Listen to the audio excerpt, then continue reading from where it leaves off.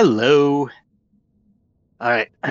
The show so far. All right. So our four-player characters here are former members of the intelligence community in one way or another, who have learned of the existence of vampires and are now hunting vampires. So the player characters here are Ali, who is a former asset handler and is being played by AJ. We have Burrows, the wheelman driver specializing in exfiltration, getting people out of situations, being played by Flea. Morgan, the assassin, don't ask who he used to work for, being played by Mule. And Lloyd, a medic, former field doctor for Médecins Sans Frontières, being played by Lloyd. In yesterday's adventure, after a thrilling motorcycle chase on the way to Strasbourg, they managed to capture one of the attacking motorcyclists, who revealed that someone had paid and instructed them not to let them get to Strasbourg. The thugs having failed, our intrepid team made it to Strasbourg to meet with a contact named Pierre Athanese, who owns a used bookstore and had a very special item that he wanted them to check out, which was the last known letter sent by Abraham Van Helsing, which seems not to have made it to its recipient, or something happened on the way. And then the bookstore, Othenor, was attacked by thugs after a thrilling fight involving flashbangs, gunshots, and an interrogation.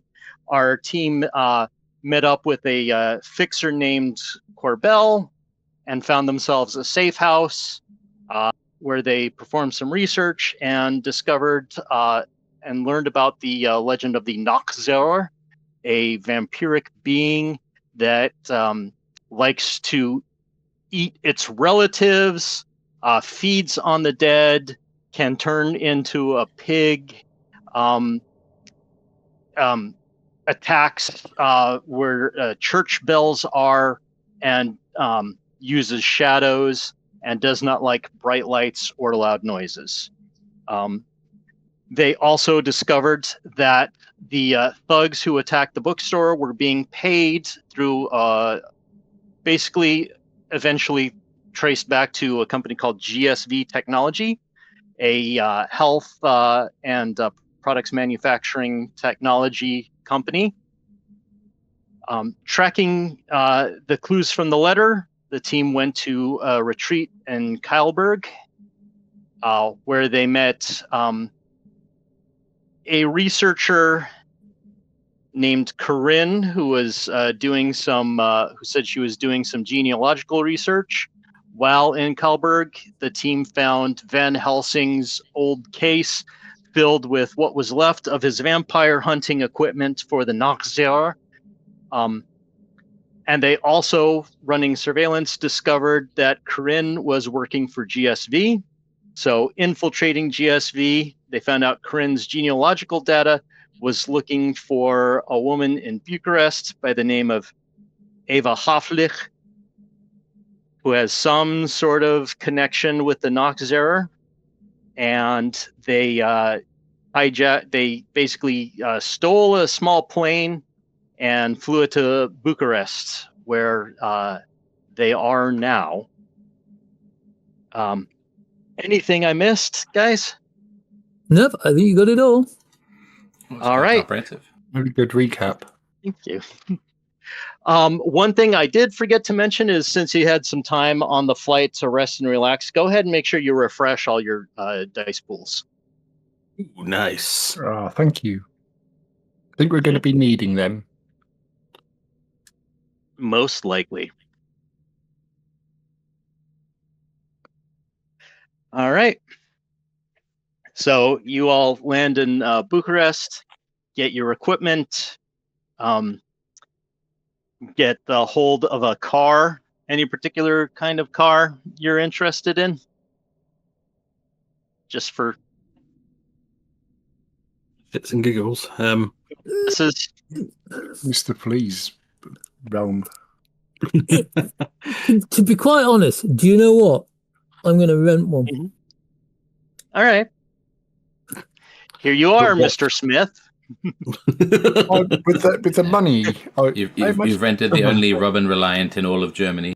It's got, Well, yes. it's yellow. It's a van, and it's got Trotter's Independent Trading on the side of it. Abbreviated to TIT. Yes. Yeah. You have the tit then. Oh dear. You had to ask for that special too. That's the thing. All right, so They're gonna have to post a picture of it now. No. Can I rescind my earlier quip, please? For God's sake, no one look at my Google search history. So yes, as the company rolls off the lot in a yellow van along the streets of Bucharest, let us cut to a nightclub in Bucharest. So if you'll remember, Ava worked part-time as a dancer in a nightclub. A nightclub called Astro, which someone in Bucharest must have thought was a so hip and cool name. Cut inside, you see Ava Hofflick walking down some steps from stage on the side, coming down, talking to the bartender. As she talks to the bartender, pan over to through some of the crowd to a seat with 3 young men in tracksuits sitting there, kind of looking over her. And one of them looks down at his phone and nods and taps the other one on the shoulder and points her out. And they're all just kind of staring. And one looks at his watch and then bring the camera down a little bit. And underneath the table is some sort of black device with a beeping red light on it. And then move the camera up to the 2nd floor and a magnificent Kill Bill style crane shot to a woman holding like a key fob with a similar blinking green light. She's seems a little bit old for this crowd, around in her early to mid 40s. This is her. And then she is staring at the 3 men who are staring at Ava. And then staring at her.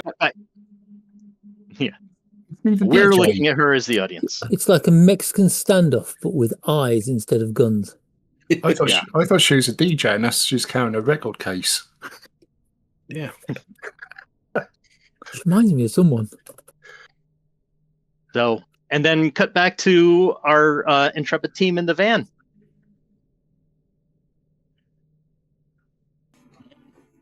Let's just hope. I've got ball out of the back of this. Oh, she get in there, and hopefully that everyone else isn't also moving on her at the same time. I think I'm going to let Morgan go first. Yeah, I'd say for a game plan, if we just convince her that people are out to get her, and don't go into the specifics, we might have an easier time convincing her to leave. Right, I've got a plan, but it's a very MI6 kind of plan. Mm. Is it a good plan? That's the more important detail. This beast, this monster that we're after, only feeds on its relatives, yeah? Or prefers relatives. We just have to make sure it's got no relatives left. I say we burst through the door, kill her and run. I mean, it doesn't. And all really... it has to feed on is total strangers. So it'll just, yeah. The idea with her being the preference is that we can use her to, it will lure it to wherever we want. Yeah. That's a good plan. I hadn't thought of that one. I'm going to bring my sunglasses in because of a certain item we're all holding. Yeah.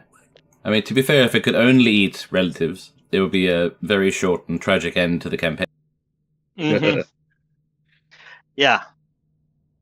Make sure I used to work for an intelligence agency, and I've done this for a living. Boom. All right, we're done.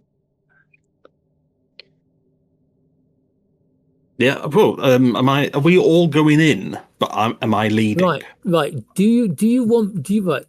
Are we all going through the front? Right. First. Right. What time is it? It is. Yep. 10 p.m. Well, there you I go. think we should park somewhere where we can get a quick getaway if we need to bundle her into the van and drive up. Are we going to case the joint first? And if we are we all going in through the front? Are some of us going in through the back entrance? Or do we want to check out the roof to see if there's a way we can get in and out on the roof? I have a good idea. I could hack into the cameras in the nightclub. There you go. Yes. Does anyone have points in human terrain? I have 1 point in human terrain. No. 1 point. 1 point. Yeah. Right. So everyone who has human. I mean, to ask so everyone who has human terrain, Ava's a student, and students are most as a college student, she's probably going to be working on the middle shift, so it's going to be getting close to her getting out of work time.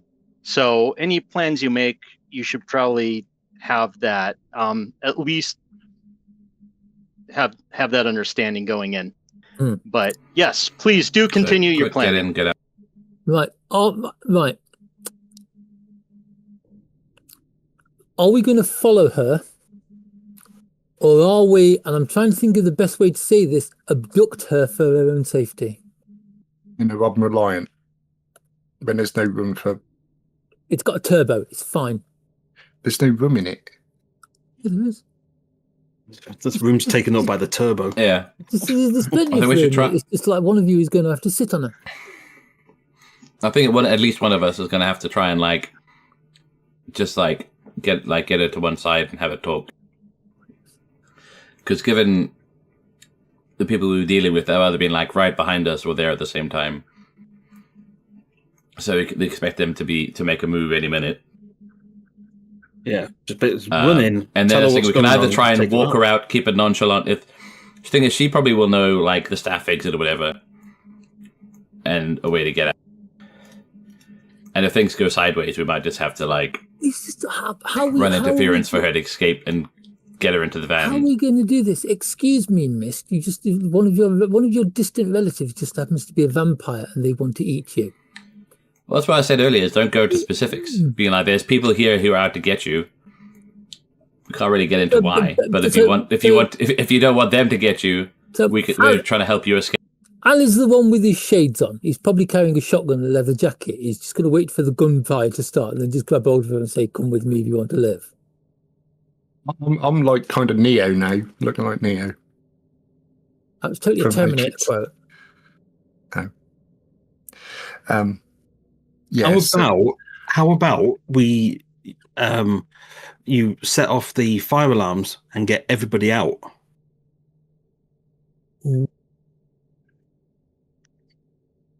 I'm spitballing here, so no, that would work.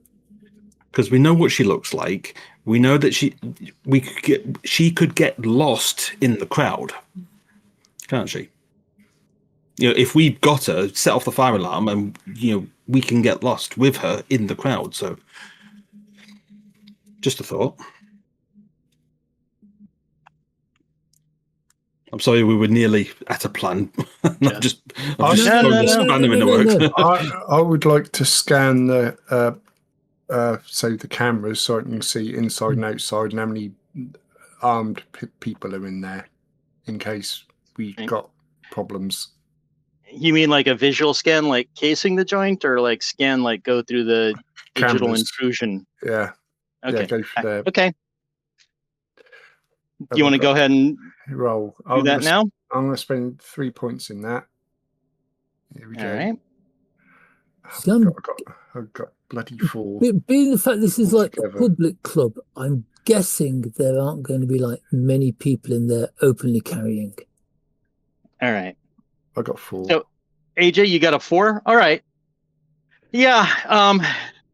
It's a nightclub in Bucharest. They don't have like the latest and greatest security. So yeah, you're able to get a good line on the security cameras. From what you can see, there's like a main bouncer and a backup bouncer at the front door. They've got a couple kind of right inside the front door. They've got someone who kind of walks around and just double checks on stuff. And that's about it. Security is not that tight, but it's not Yeah. not meant to be tight, is it? It is a leisure facility, isn't it? It's not a bank. It's not a whatever. It is just people there to have a good time. And yeah, it's a place to take drugs and dance and drink too much. Yeah, like really, the security is there to keep to throw out drunks as opposed to to stop a robbery. Yeah. Yeah. Okay. So no, so that no problem. That's just a thought. No, it's fine. No, no, that was good. There might be people there that don't look like they're having a good time. Yeah.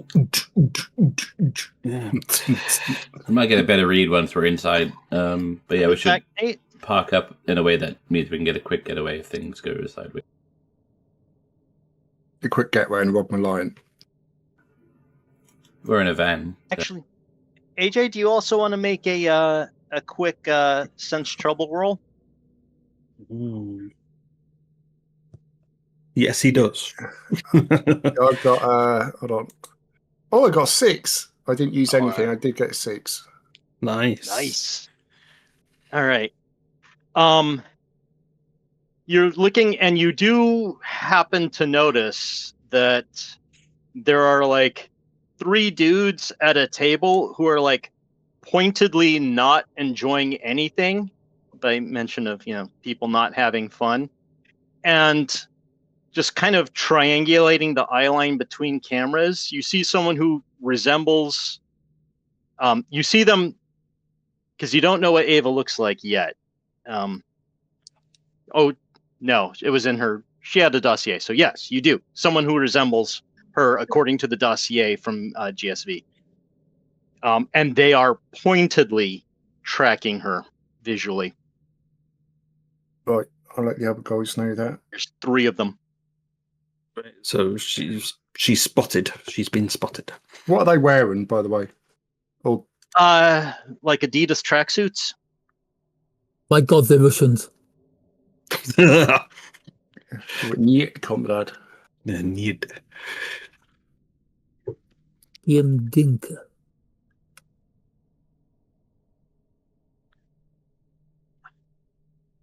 I mean, are we just?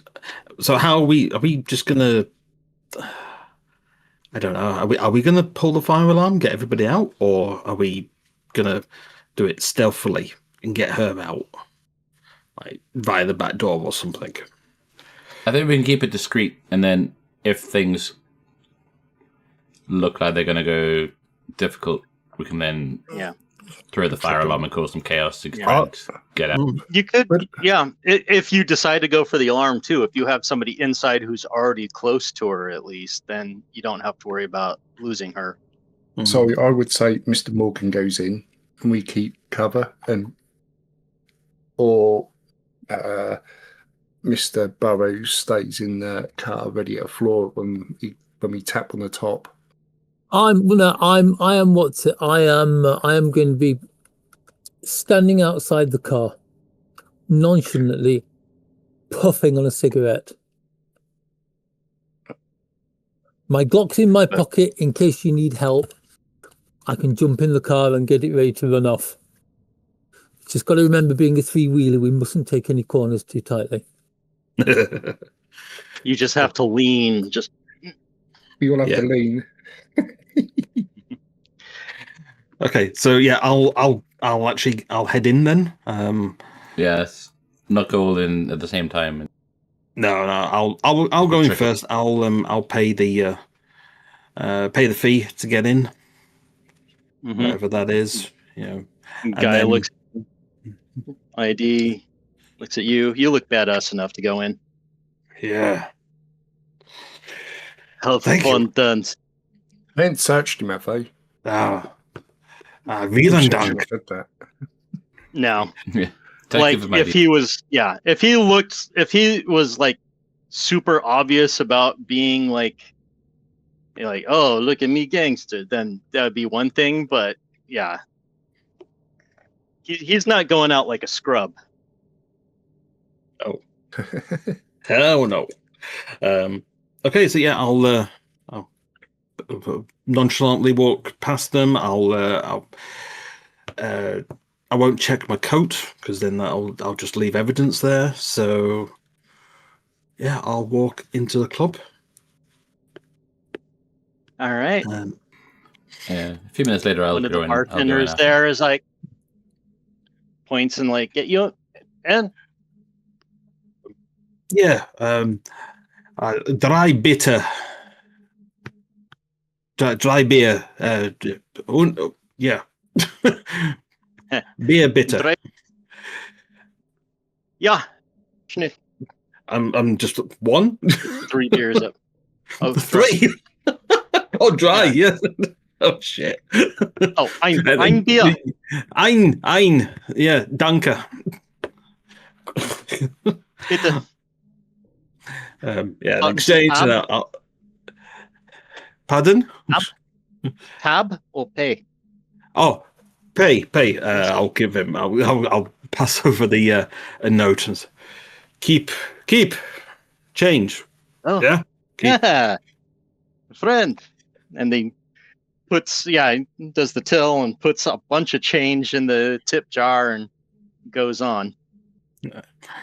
I'll turn around and I'll prop the bar up with both my elbows, just having a look round, checking out, see if I can actually spot Ava and any other trouble as well. Looking for troublemakers, looking for exits as well. Just a general scout out. Gotcha. Everything. Okay, so you're at the bar.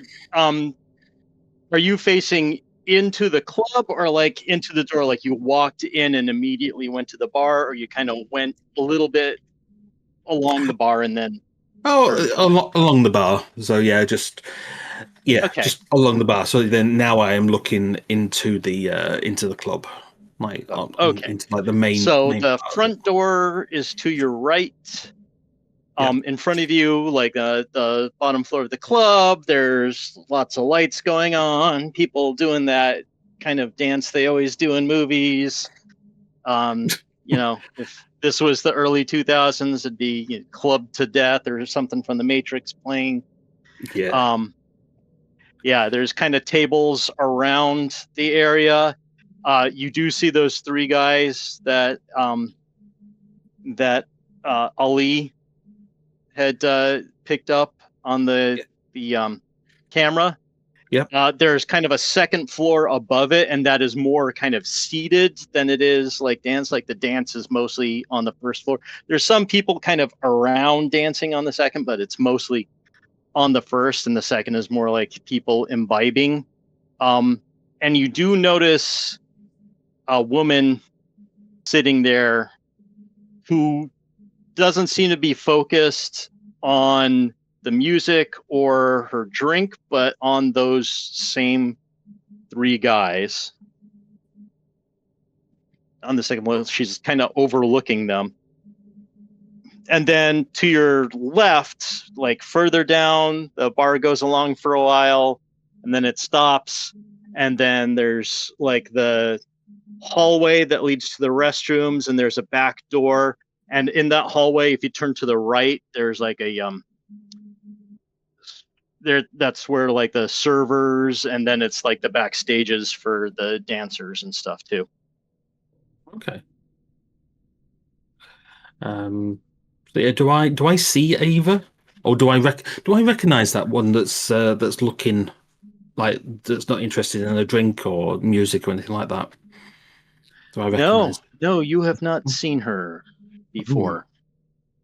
But she sticks out a bit, and if those 3 dudes were better trained, they probably would have spotted her, but they are focused entirely and following their line of sight. You can see Ava down at the other end of the bar. She's finishing like a conversation with the other bartender, and it looks and then she turns to go back. And if it's close to the end of her shift, she's probably getting dressed to leave soon. Okay. Has anyone of my colleagues followed me in?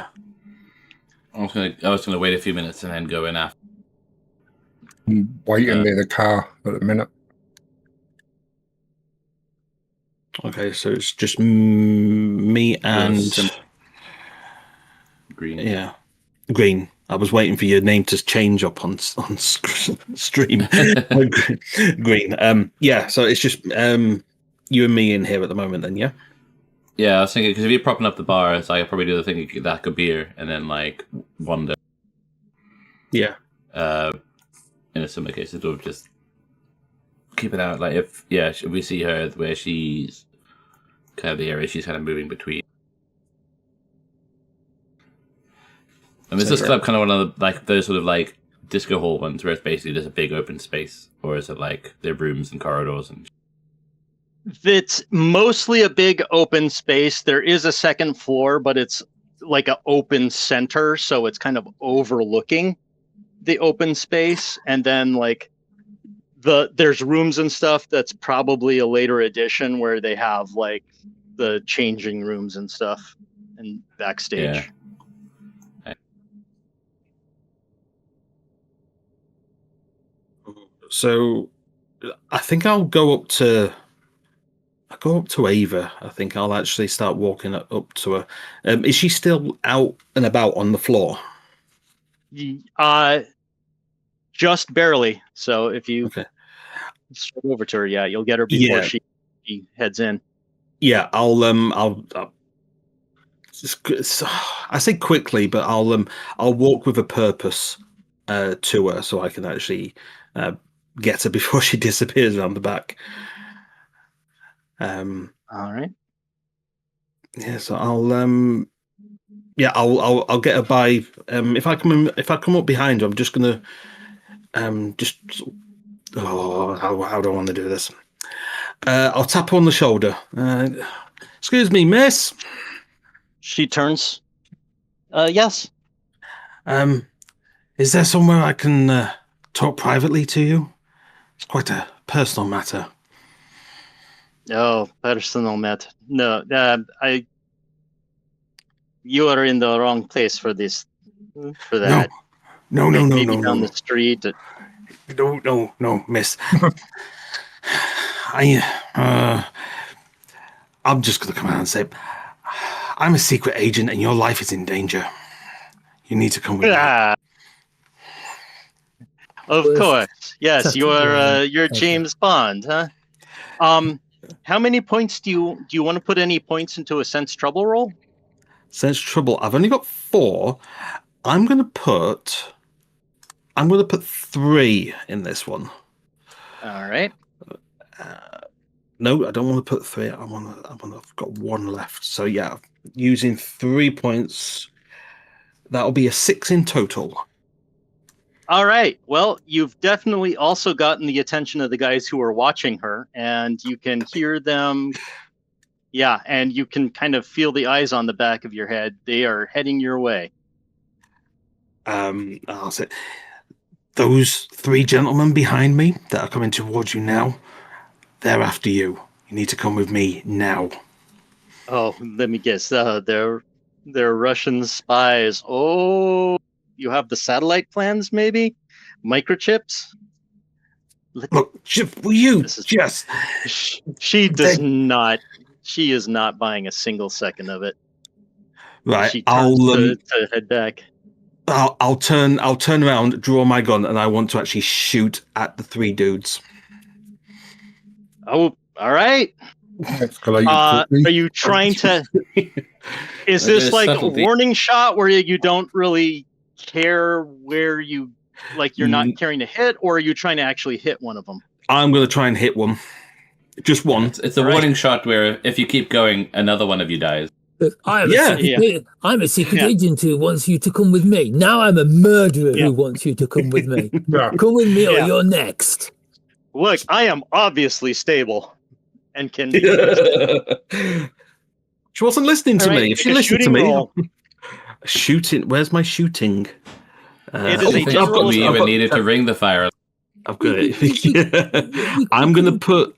We could have just waited for her to come out of the club. We could have just waited. Knocked her on the back of the head with a club, stuck a sack over her head, and that would have been it. Well, I'm putting 2 points into this, and that's a 5. All right. Yeah. You hit kind of lower center mass, so you gut shot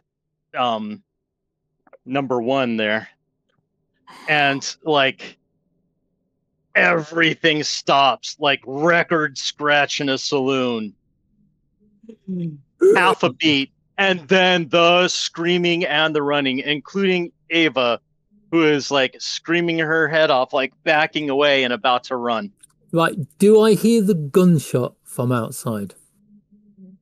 You hear, you hear a muffled gunshot, like, because it is even louder than the music, and you can hear that for sure. And a moment later, you hear a lot of screaming. Oh, so it's like bang. Yeah. It's like, and then you hear green scream. No, not green. Morgan scream. Discretion being the greater part of valor, old chap. I jump in the car and start the engine. I then, carefully, making sure that I'm not going to hit anything, reverse across the road so I'm parked directly in front of the club. All right. It takes a few seconds because you are trying to navigate around people panicked, streaming out of the door, and the bouncers are trying to fight it to get in to figure out what is happening. So yeah, a lot of panic. You're able to get in, but it takes a bit longer than you'd like. How close was Ali standing to the back of the car? Because I don't want to have run over him. I was standing near the car. I wasn't standing. That's right. He's standing under the car now. Yeah. Yeah. Sorry. Basically, yeah. Burroughs just kind of squeals out and misses you gracefully as he's trying to like back right into the a parking spot like in front of the club. I do it so quickly and so smoothly. It's almost as if the car teleports to the other side of the road. Just about. Also vibes here. It takes you a second to realize like the car is not here. Like, what happened? And then your brain catches up. Oh, okay. All right. What is Green doing? Well, I was going to support the the slow and quiet approach. So what? Sorry, I'm trying to remember what happened to her after the gunshot. She ran off, didn't she? She turned to run. I'm not sure if Morgan did anything or not. But yeah, he shot. She's panicked. She's about ready to run. One of the guys is like this. One of the guys is like holding him. The other guy is just like, what? And yeah, I was like, people. In that case, I would do the thing of just being like, quick, like I'll like try and like go down like a side corridor. And I'll try and like wave her over and just be like, wouldn't she be screaming her head off if someone grabbed her? Yeah. I mean, who isn't right now? Yeah.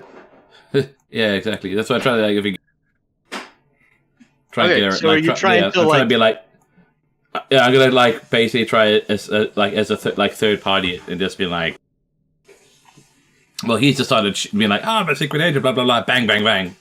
There's gonna be like a firefight with all these fleeing people. I'm gonna try and like, yeah, try and like get her attention and be like, Like, come with me because we need to get out of here.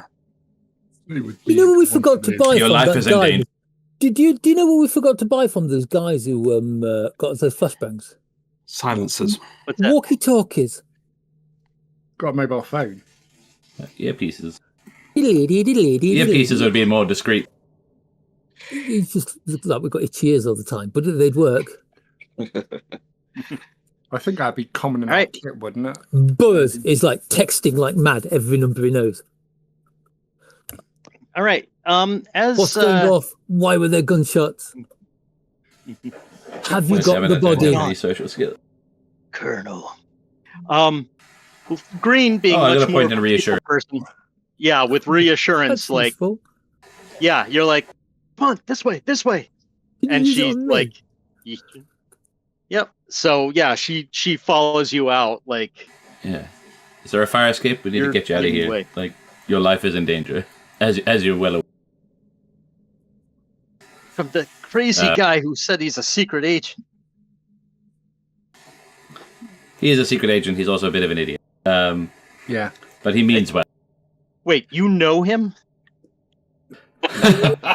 We've crossed paths once or twice, but we need to get you out of here. Oh, my ulcers! Oh, my ulcers! You... Can we leave him behind? There's something about the family that you're part of that everyone wants a piece of. I'm here to get you to safety. All right. So you have notice. So you say something about your family that you're a part of. Well, everyone else wants a part of her family for whatever reason. When you say that, you see something subtle kind of shift in her face. She knows. And she's like, all right. My family, I don't know what you mean. Come on. Where are we going? Without a doubt, I bet you any money she's an orphan. Or adopted. He texts quickly. Yeah. Imagine if it turns out she's adopted and there's no actual surviving family members because it's been 100 years since they launched the plan. But yeah, is there a fire escape we can get out quick? Like the hole's gonna be chaos. We need to just get out and find a side street. Right. Yeah, there's one right over there. It's behind by the wall. Yeah, friend's got a van we can get out of. Oh. So yeah, she's leading the way to the fire escape because she is familiar with the building. I'll keep an eye out behind us in case anyone tries to follow. I'll just describe it. I don't know where you parked it, but hopefully nearby. It's at the moment I'm parked at the curb directly outside the front of the club. I would love it if there's no alleyways to the front of the. Because we didn't make any plans for what would happen if things went awry. Mm-hmm. Yeah. I didn't expect them to go awry as fast as they did, but we'll wing it. Yeah, Morgan's not what you'd call a people person. No. Yeah. That's fine. One thing since Green and Morgan both have notice is that as you kind of take a last peek around to see if the coast is clear before you head out the fire exit, and Morgan is kind of there, kind of squaring up with the three, is that woman that was sitting on the second floor earlier very calmly stands up, takes a couple of steps back looking forward, just checking the scene, which okay, she's some kind of crisis training or something like that, and then turns around and kind of disappears in the crowd to leave. So she's not panicking like the others. She's used to gunfire. Yeah. I don't know. I think we've got the girl that we came here for. Yeah, we also don't know if she's related to the three or not, but yeah, I don't want to complicate things even more. So,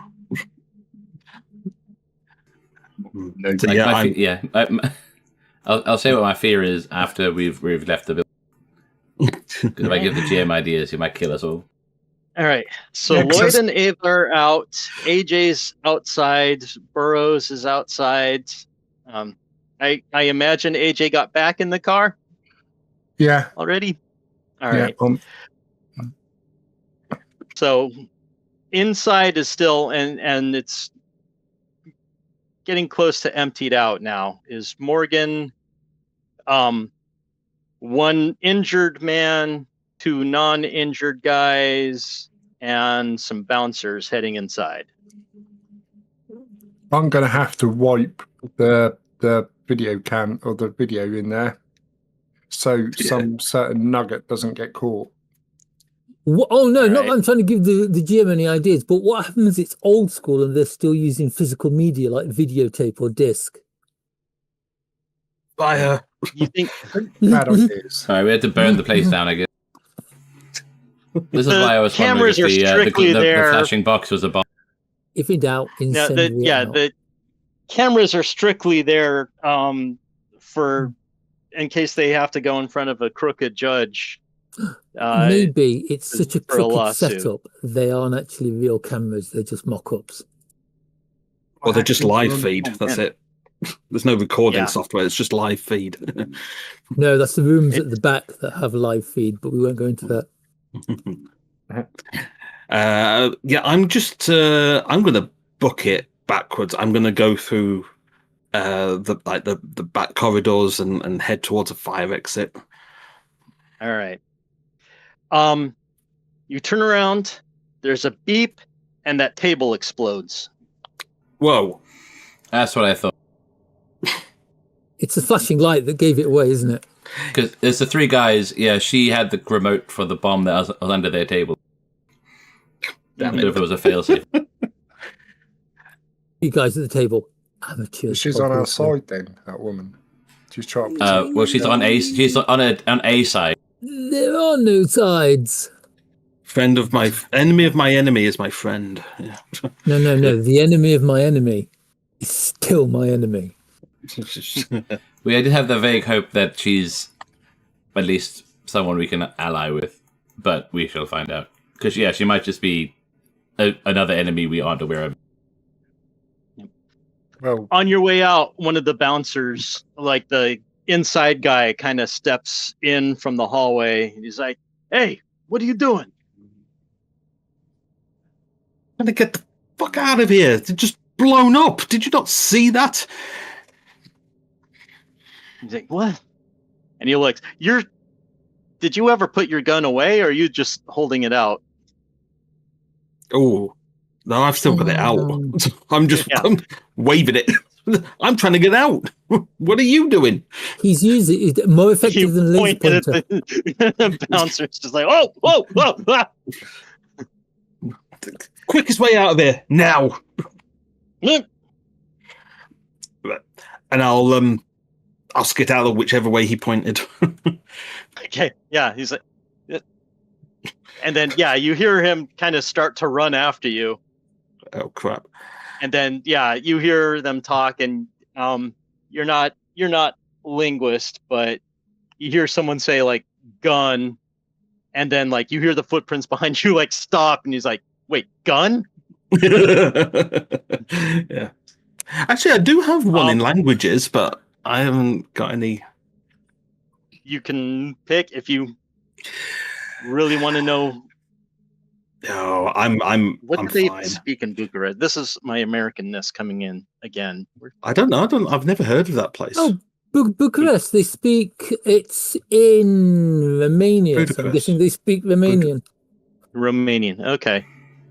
Yeah, It's I didn't the, want to be like, capital of oh Romania. yeah, Which isn't Romania Bucharest? something like across Like- Oh, you on about Italian, Spanish, and Bucharest? something else? Bucharest. Bucharest. Is that in that? It's Bucharest. not Hungary, is it? No, it's Romania. It's the cap. Place where It's the capital of Romania. Romania, where Carpatania used to be, as in like Carpathian vampires. Transylvania. Transylvania. Don't Isn't that say like- blah blah blah. So you just walk up to the bar and go, "I want to drink your beer." isn't that where, You just get a punch in your face. Oof. It's probably would actually. isn't that where Count Duckula's from? Duckula, yeah. Count Duckula. Listen in the there, the see. only vampire duck, vegetarian I feel vampire like we're duck. getting further and further away from It is like what was the actual piece of All information. right. it's like the Yes. tangents. The tangents have started building their own little like shanty town at the Right. edge of the game. Tension and tangents. All right. Right, So, y'all are back. I'm sitting there with the motor running. I give them a certain length of time, and then I just lean on the horn. Right. Yep. Use the horn as a beacon. Run so. Are there the car- any sounds of sirens yet? Oh hell yes. Because if the sirens get to a certain closeness, I'm leaving without them. They arrive before the sirens get too close. And another one of those where you drive off just as they round the corner. Oh, Yeah, but then very I am inconspicuous. gonna drive off perfectly normally. Oh. Hand Blend signal maneuver the lot. I do not want to Alright. draw attention to us. In a bright yellow three-wheeler. You guys keep saying it's a bright yellow three-wheeler. Oh, it's a van. It's a nondescript van. With In tit on rental the colours. side So of it's not yellow with It's one of those. It's from your operations training. It's one of those where nobody can really agree on the color. Like, oh, is it charcoal? Is it silver? Is it dark gray? Like It's a colour. witness. Yeah. So witness statements are all like, it's a van. Depending on the street lighting or the day lighting or whatever, it looks a slightly different shade of grey in all of them. It's like pearlescent, is it? Nice. If I'd have had time, I'd have given it like a metallic purple wrap. All right. So, the five of you now are in there. I presume Ava's in the middle of the back seat. The hostage sits on the hump. Yeah. I'll just say while I'm driving, oh, I'm awfully sorry for this mum. Hey, can you tell me what is happening?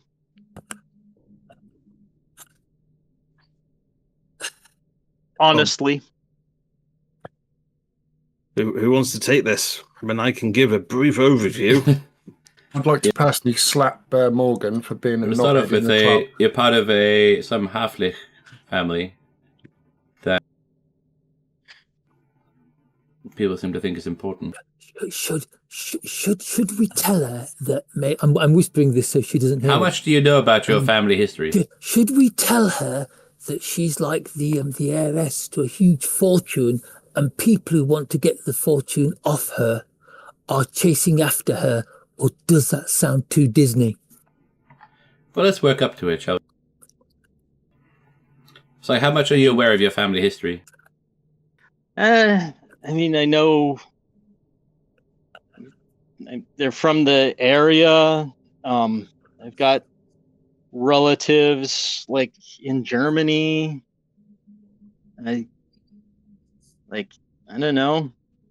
I have a grandmother and a grandfather. Like, what do you mean family history?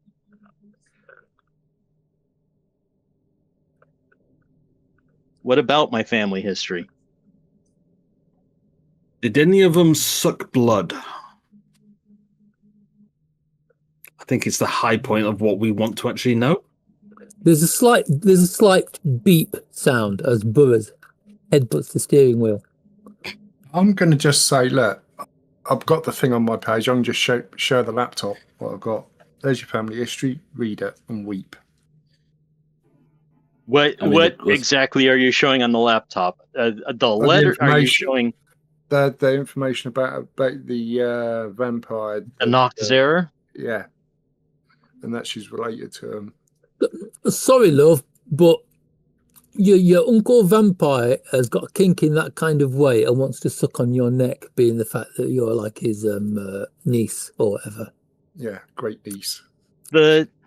not gonna believe that. It's Ollie, and who all is in the back? Who's riding in the passenger seat? No, I'm in the front seat. I'm in the passenger Burroughs. seat, but I'm passing the laptop Okay. back. So Ollie and Burroughs are in the front. And we're in the back. I'm in the back, yeah. Green and Morgan. I am totally keeping an eye out, by the way, while I am driving. I'm keeping a very close eye on the rearview mirror. Green, if you want to spend a point of notice, you can get a little bit extra on something that you noticed. Yeah, before. I'll go for that. Okay.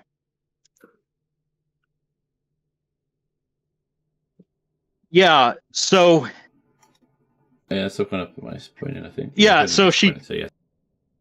Ava takes the computer, and you had noticed before that Ava didn't seem to be, like, panicking, and when you mentioned her family, like, there was, like, a change. Yeah. She, like, takes the computer, and she doesn't... You notice she doesn't, like... If someone's unfamiliar with something, they'll kind of do a scan and, like, then, like, go deeper at certain points. Yeah. She does, like, a scan and then just, like, looks up, like, as if she was already familiar with this topic. Yeah. And it was more like, of a... I don't know why these review. guys are always, like, straight to the vampires, but clearly this isn't news to you. No, I thought it was crazy, but vampires, huh? Yep. As much Yeah, my reaction okay. to it was when you think you have enough human people problems to worry about, then there's a whole extra layer of supernatural bullshit on top.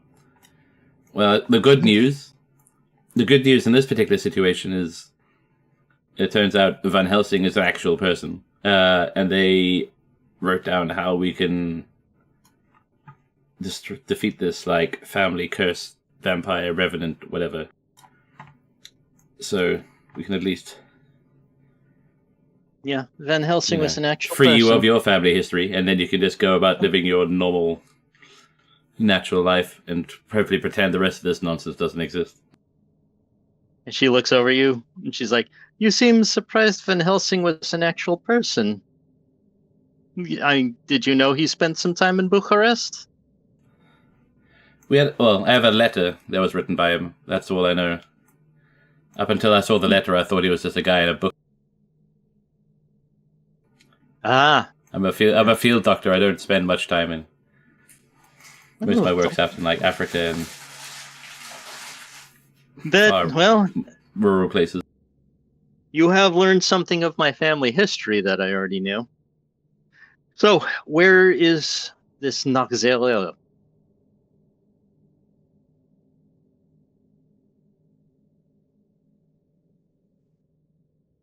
We don't know, do we? I'm looking around the car as if, like, do we actually know where we're meant to be going? Schloss Glockenstein. I'm going to say is either the castle, which seems most logical, or he's at the company headquarters somewhere. Yeah. The letter said that they were. I mean, if the company's involved, there's a bit more potential for misdirection. Yeah. But the letter did say that they were going to get the young Miss Havlich from Bucharest to Schloss Glockenstein. Yeah, but how old is that letter? But, like, we don't know. We don't know if stuff has moved or not. But, you know, it gives us a lead. I can find out where this castle is if you wish. Yeah, I can look it up. I mean, this is really where it turns out that there's, like, one of these, like, company offices not too far away from it. But yeah, I do feel like there's a link here somewhere, but, like, exactly why, what their game plan is. All right. So, I don't suppose you can get a picture of the CEO of GSV Technologies. Unfortunately, he doesn't show up in photographs or mirrors. Yeah, it just turns out, or like he looks so old, that like he could practically be a revived corpse. No, you are able, you are able to get a picture of the CEO. He's kind of a nondescript dude.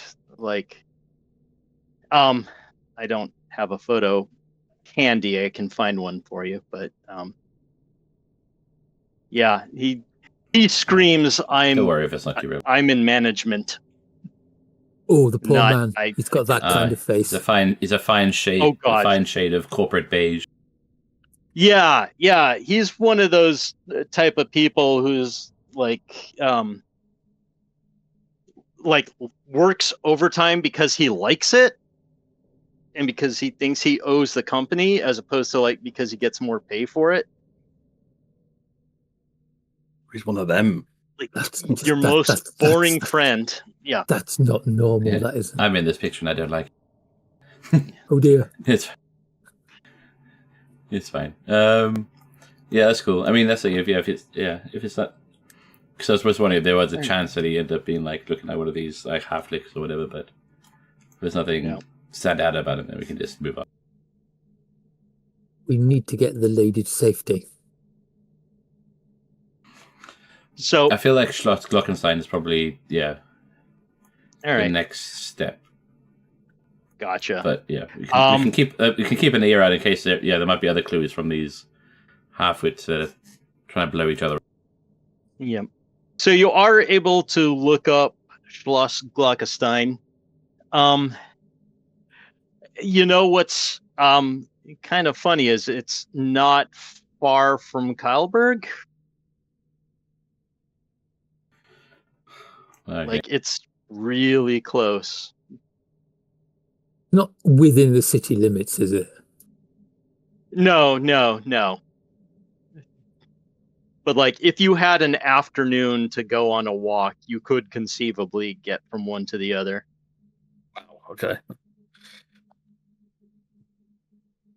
If you didn't have anything else to worry about. Is it or any of the land around it owned by GSP?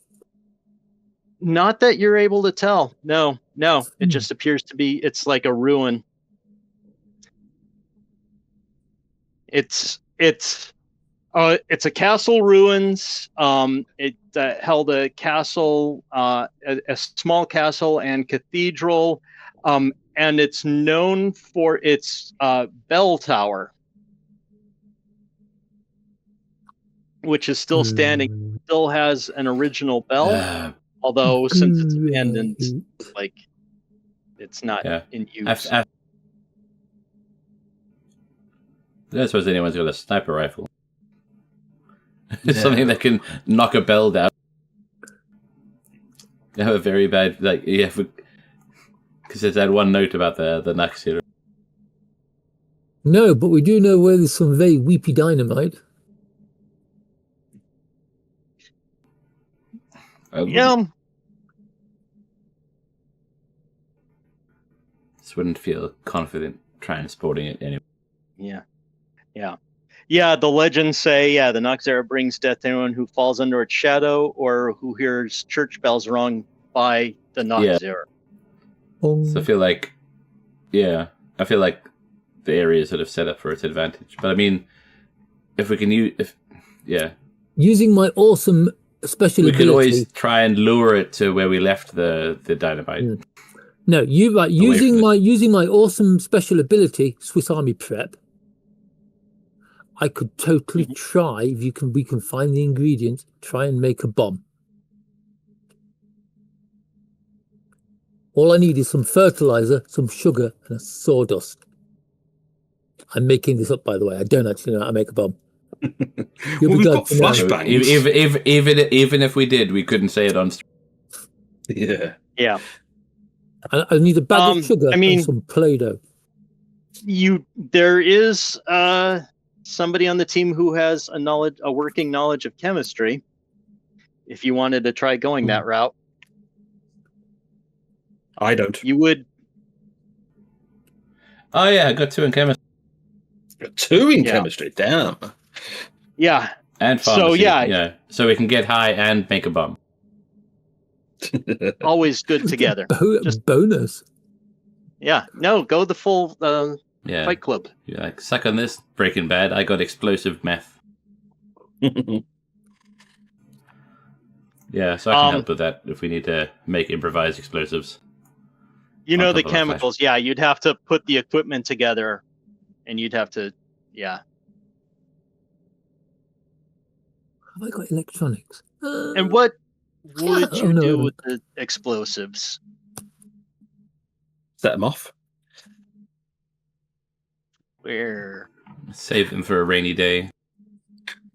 Just put it in my back pocket.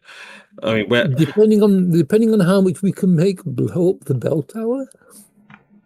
Yeah, because I think if we can eliminate the bell, we don't need to worry about the wax. Because if we use those wax that they left behind to, deafen any bell tones, then we won't. It puts you at a bit of a disadvantage for whatever comes next. Oh, I mean, the wax is unusable. You could easily get like noise canceling headphones, though. Like, there's much better. Yeah, I can't hear you. Available. Like the electric lights too. Like you can do way better with 360-degree bright lighting, no shadows. That's fine. Okay, in that case, I'd replace what we find with more high-tech equivalents. I thought the wax was kind of for the bell stuff, but I didn't realize. I mean, it was for Van Helsing, but yeah, over the years, it's It was a great idea when it was new and 100 years ago. Yep. We've got those big halogen lighters that they use on building sites, but what are we going to, if we get those, what are we going to power them from? Swap the van for a slightly bigger van. The shopping trip on the way. No, swap the van for a slightly bigger van so we can fit a generator in the back of it. Or get one of those devices that turns the little plug into a regular plug-in.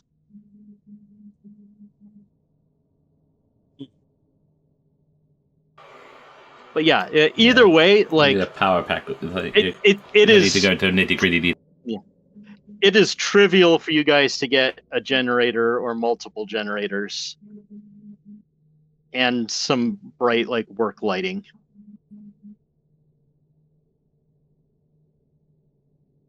Sneaking into the Schloss with all this is going to be a bit of a bother. Why do we need to bother with all that? We're road workers now. Because we're going to fight something that's a lot more dangerous than we are. And it's better to be prepared. Just get some mag lights. Because think, in order to kill it, someone is going to have to stick their fingers in its mouth. Because we've got to put a coin in there. The downside with torches is that they're directional, which kind of you need to light as you don't necessarily have to go all the way to a full-on portable floodlights. But better have something that's like a cast light over an area rather than just directly ahead of you. Yeah, I mean, you can get a vest that has 360-degree lighting. Yeah, kind of like that. Would just keep it simple. Again, put on headlight. trivial. Yeah, got headlights on the vehicle. Just put more lights on it. No, headlights as in a light that you wear on your head. Oh, like a headlamp? Yeah. Yeah.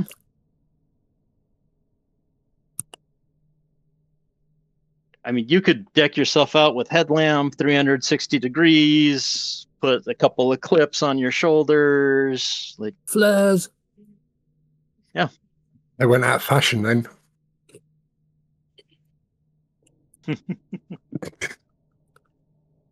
I mean, you. Oh, that's a good idea. Flares. Like what they use in the army. Them, they light up everywhere. The magnesium flares. Yep, them. They're good. All right. Is there anything that you particularly want to do in Bucharest before you take a flight back?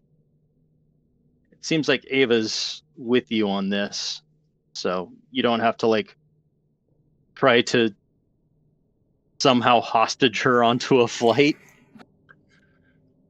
Military flares are handheld, by the way. We get about 10 of them. They're like So up maybe the we can sky get a for about mugshot minute. of the woman from the club, so we could do it. We Try and did. do some kind of like ID check on it. We did. We could try and do it. Yeah, figure. She had a black. Oh, you're trying to beard. do research? Yeah, just I to did. figure out who she is. If there's any info we can dig up. I can get a. Don't make try see if I can get info on her. It's just something because we've got a long travel time, so. Do you want me Gotcha. to do that then? Yeah, just see if you can find anything out about her. What would that be under? Network. Network. Do you have the research? No, network is like connections that you have, like people that you know. Oh, right. I guess you could use it if you wanted to know a person who knows a person, but research, would work. I've got one in research. Okay. It might not be much, but any info we know about her, she might be. Oh, you can do a face scan, couldn't you? I guess. There is, you get like a hit on a security database. Not a whole lot, but it looks like she's involved with German intelligence in some way. Her name is Helena Wasser. She should know about us then. She must be if she's German intelligence. She might.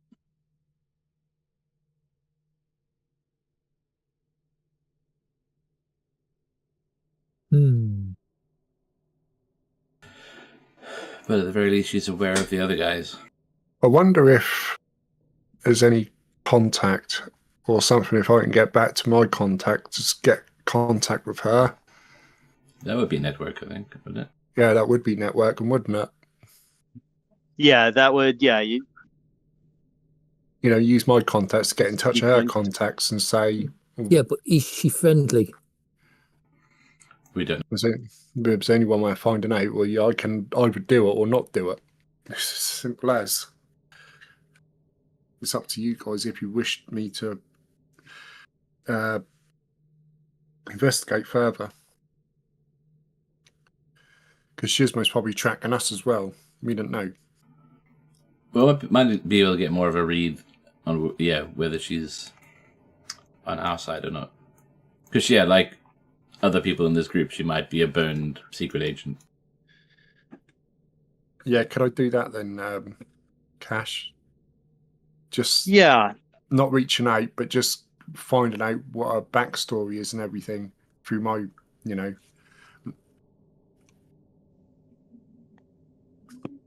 Gotcha. Right. If that's the case, I'm going to spend 5 in it. So, actually, I see you have bureaucracy. If you want to spend a point of your bureaucracy investigative ability, I'll let you try to start a contact through people people. Yeah, okay, I'll do that then. So roll? No, you don't need to. Okay. You just somebody and you contact them on the DL on a secured channel and they contact somebody else and you're like, this person's German intelligence. You can give a description. You're like, I think it's this person. Yeah. She's in a club here, there. She set up a bomb and yeah. Yep. So, yeah. So a while later, you get basically an encrypted text from an unknown number. It's like, I understand you were asking about me. Message, yeah. Was that a phone message? Is that a phone message? Is that a phone message or text message? Yeah, yeah. No, phone. Via text, yeah. Yeah. Hi, Fraulein. Yeah. Are you tracking us, by the way?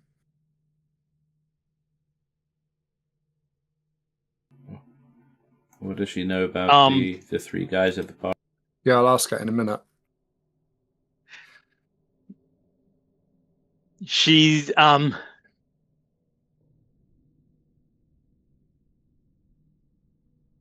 So yes, yeah, are you tracking us? She's like, she says,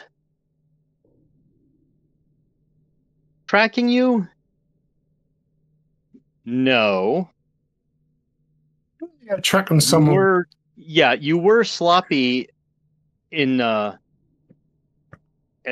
GSV.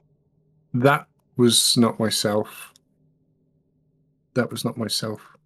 That was my colleague who was a bit drunk, I think. He had too many glasses of water and he got drunk on water, I think. Yeah, that was nothing to do with me. And I think the rest of the team's a bit pissed with him. Yeah, so what's the deal with those three guys in the bar? I know that because I saw the security feed. The response, you should know, smiley face.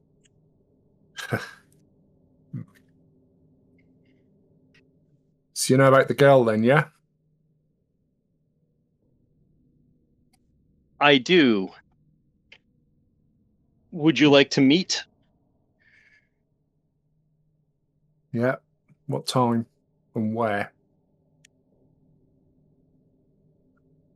Would you like me to come alone?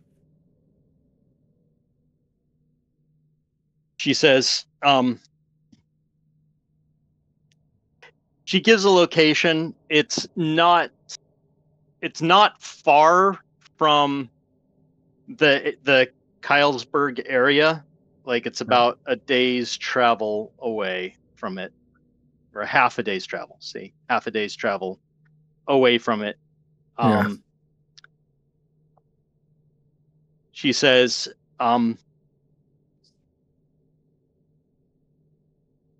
the 4 or 5 of you can come together.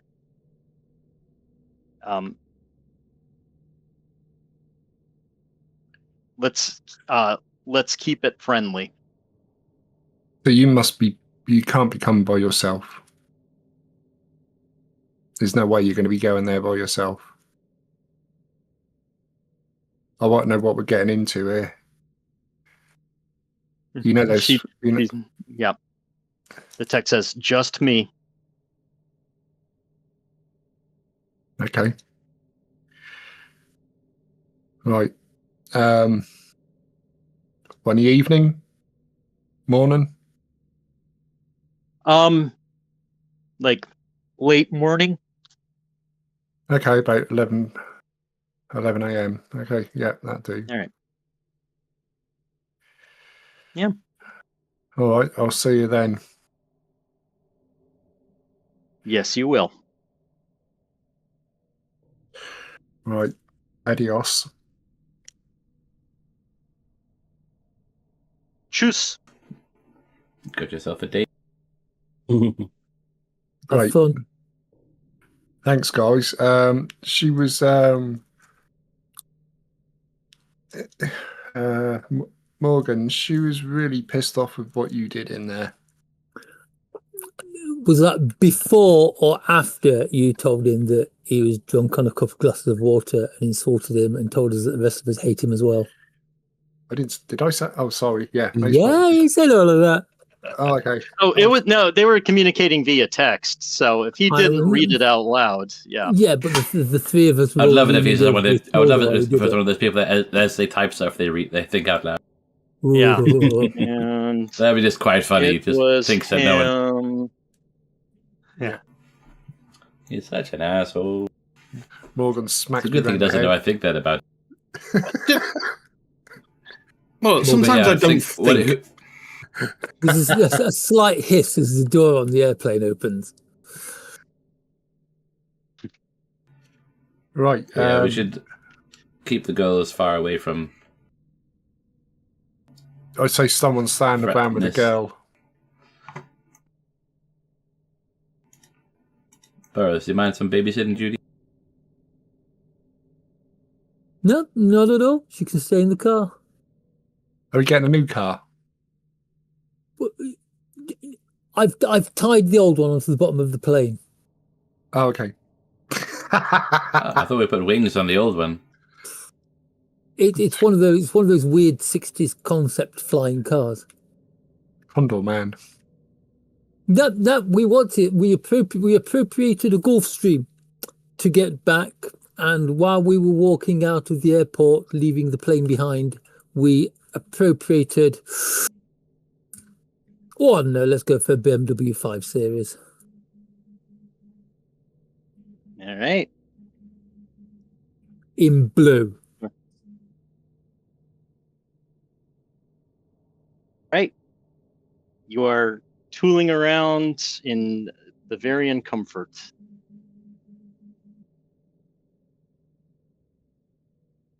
Anything as far as planning or equipment that you want to get, or anything you need before the meeting / with checking out the Schloss Glockenstein?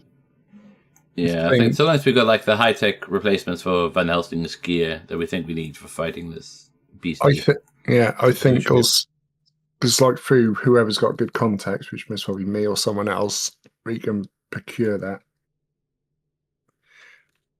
Flash grenades, not flash bangs. I think 10 flares, the handheld flares, magnesium, which Andrew said about, which military use, them would be good. Okay. Anything else? That's up to the other guys. What else you think would need? More ammo, most probably. If we're dealing with vampires, wouldn't we need some sort of wooden stakes? Or is that the stuff that's in the movies?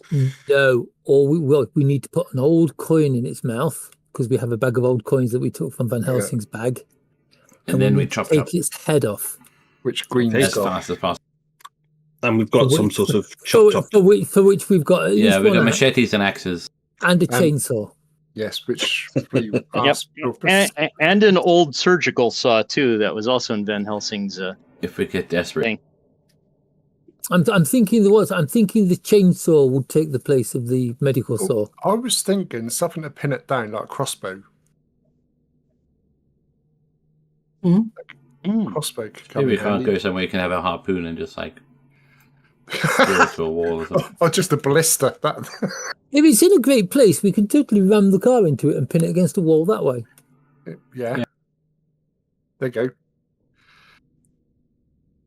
Great. So while you're fighting it, I'll stay in the car. Do you want the crossbow, Flea? No. As well as the chainsaw. I think the chainsaw is going to be enough to carry. Well, we can stew on this and then we can go miss Vasa. Yeah, so like 10 illumination flares, military grade. All right. And whatever the other guys want. Military grade flares. Make sure you're topped up on your ammunition. What else is on your shopping list? Ask the other guys. Yep. I don't think we have the noise cancelling stuff. We've got flashbangs for loud noises. Yeah, we already have the flashbangs. Yeah. I don't think we need anything else. Remember that we've only got one flashbang each. Yes. Yeah. I think it'll be enough. Well, that'll blind you for a bit if that goes off and you're looking at it. Yeah, I'm not going to look at it. We don't run out of 4 flashbangs.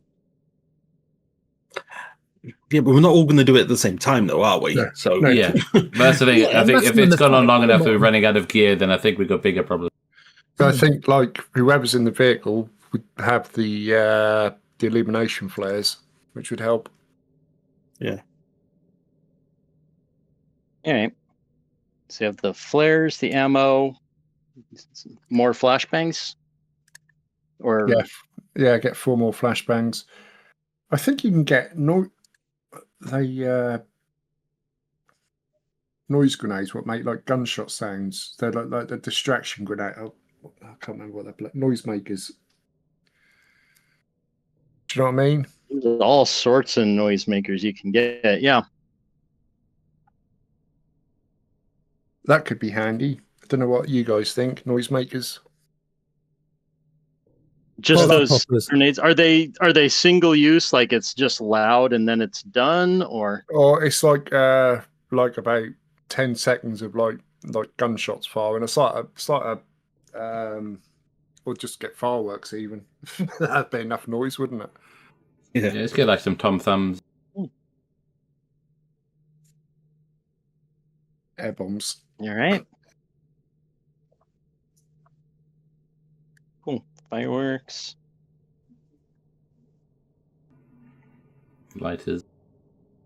They had Lighters. bright torches. White torches. Someone asked for headgear, didn't they? With lights on them. Or headlamps. Yeah. All right. Anything else, guys? No. Yeah, well, let's go talk to Vasa and see. I mean, she might have might have gear we could use, or we come up with something else on the meantime. She does ask you for a gun and a knife. What type of gun would you like, young lady? And do you know how to fire one? At that, she gives you a "oh, come on" look. I'll get her a Glock. Yep, she's totally cool with the Glock. And I'll get her a K-bar. There you go. That's a big enough knife for her. All right. Yeah, this is what we call a knife. It's a machete. Two of us got them. Mm-hmm. That's not a knife. This is a knife. I feel like with gear, we're getting to the point where we might need to invest in an extra pair of arms. Extra pair of what? Okay. Arms. You got so many. Yeah. Bringing so many toys to the fight. I think we've all got a good pair of sunglasses, haven't we? For the light. Yeah. Yeah. Actually, I know a good idea. Anti-flash goggles. That's good. Right. Okay. Yeah, there you go. I just thought that on the fly then. That's And just flash goggles that you can see out of in normal light. Well, this is going to Right, be and nighttime, but they do the. Yeah, so you don't get blinded. There's a flash. It changes. Yeah.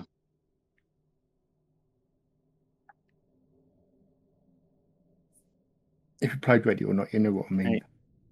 I don't play Ready or Not. Okay, let's go. I think I know what you're talking about. All right, cool. So montage, like cash goes into hands, like boxes of ammo, like come the other way. Cash, like box of flares gets pushed across a worn out old table. Cash goes across. You get like a military kind of case, and the hands open it up, and there's your flashbangs.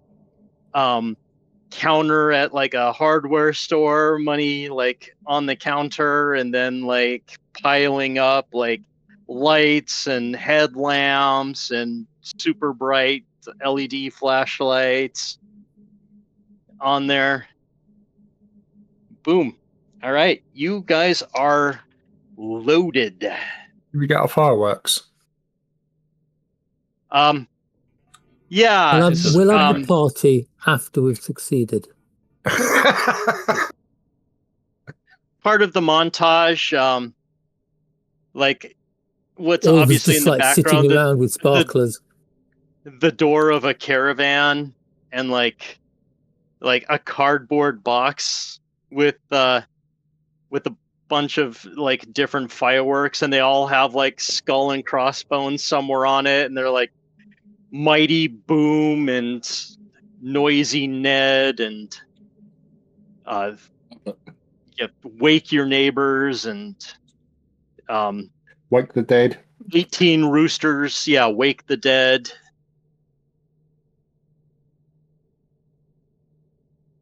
Right, And we there's sat. many changing hands. Yeah. I guess we meet this lady then. Right. So, it's the meeting place is a small little cafe. Are you guys doing any reconnaissance beforehand, like the street area, or just going to meet her?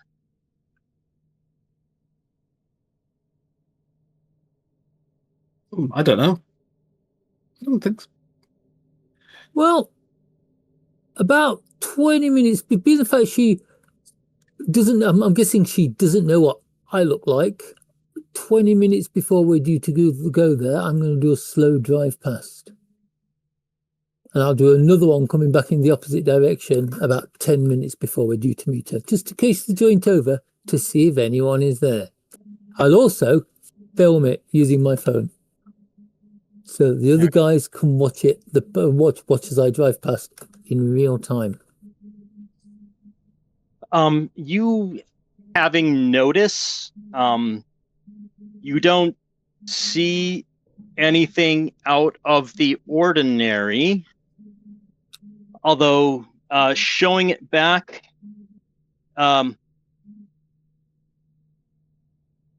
both Morgan and Ali notice something. There's like a rifle of some kind that is kind of, you can just barely make it out, but the pattern like kind of in an alley, kind of just barely sticking out in a way where somebody like could run and grab it in a hurry if they needed to. It's an old, it's kind of out of date, but it is an old field technique for like stowing firearms within reach.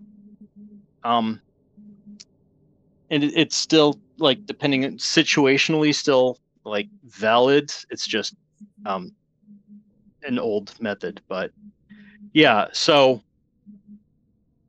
it won't be right where she's at, but she does, the way it's set up, she will have some kind of long arm within reach. The easy way to get past that is just to report to the police that we've spotted a firearm. They'll have to check it out. Will they? There's a firearm in the middle of the street. Nah, fuck you, mate. We've got better things to do. Every police force everywhere. Yeah.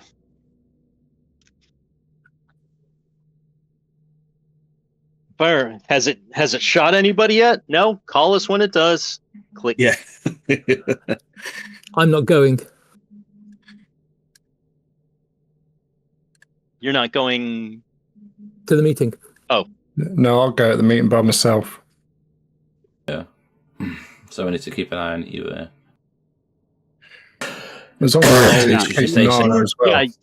I mean, did you let them know that? Yeah, that she said you were all welcome, or? Yeah, she did say that. Yeah, but I'll just go by myself. Yeah, no, but just better be safe. Well, I mean, we can go, a couple of us. I mean, if we also, if from our contacts we get a sniper rifle, there's got to be a way onto the roofs around the building somewhere. If she makes a funny move, we can just blow our brains out. Welcome to the world of counter-espionage. You can do that, yeah.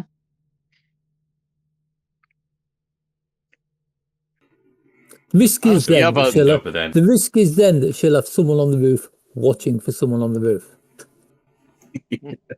Yes. So then you put someone else on the roof watching for somebody on the roof to watch for somebody on the roof. Next thing you know, the building collapses because of all the weight on the roof. Yeah. I think myself. I'll go with Andy to agree. And then Burrows keep an eye, just low profile, like sitting on a bench or something, like looking at his phone or something. We'll keep someone in the van to Yeah. Yeah, because someone's got With to Eva to keep her safe. We've got Beamer, And not then Van. Morgan, what would you want to do? I think I'm a bit too heavy-handed to be in the meeting, so I'll be I'll be out on the street just being a Joe Blogs, just keeping an eye out really, and just see if there's any trouble outside that's coming in. Just remember, she's seen two of you because you were both in the club with her. Richards, Green, and Burrows. Oh, she doesn't know. No, it was me. No, I wasn't in the but she club. definitely recognizes Morgan. Oh, Definitely sorry, not Morgan. you. Morgan. Yeah. So yeah, I'm gonna keep away. But The fact that Morgan is there will make her behave because she knows what's going to happen if she doesn't. Yeah. I mean, Morgan could do like an Overwatch, just keeping an eye out, or it is possible to add optics to a regular rifle for sharpshooting if you wanted to do like a protective overview, but that's entirely up to you how you want it. I think I'll just a general Overwatch. I think. Okay. All right. Like get yourself like on a fire escape and look out and make sure that the area is clear. Perfect. Yeah.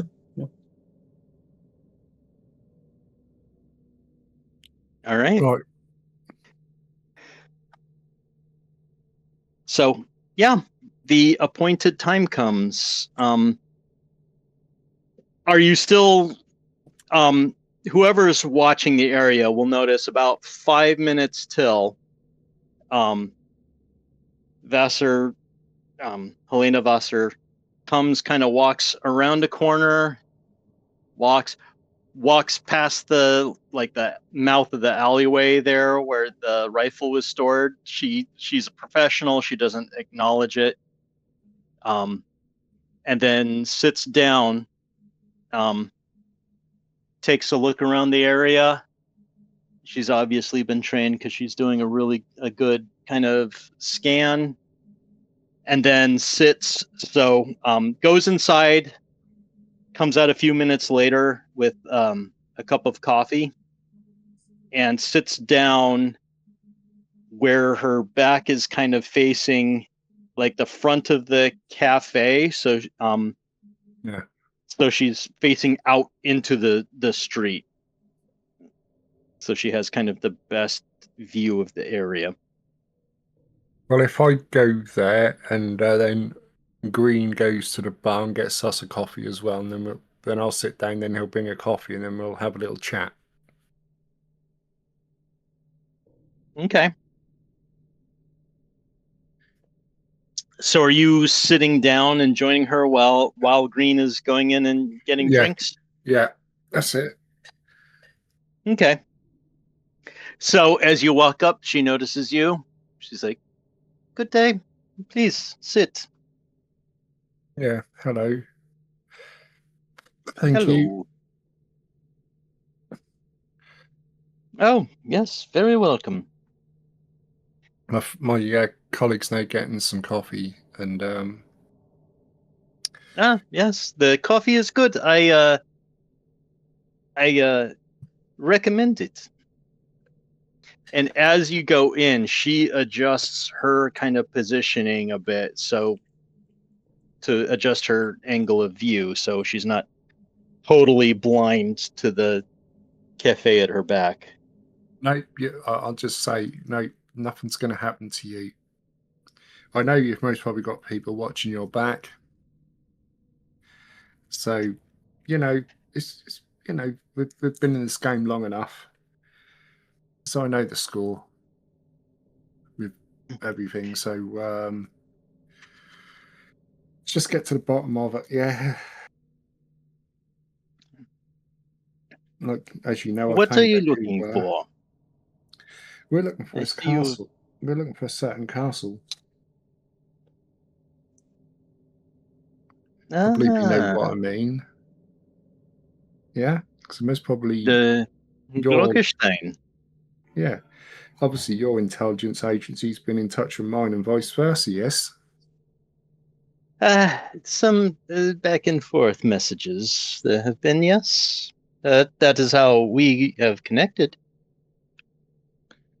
Can I call you an ally? Have we got the same mutual interest? I do not know what your interest is. The girl. There's been... Just the girl? No, not the girl. She's related, isn't she? Do something unnatural. Yeah? Mm-hmm. And what do you propose to do? We've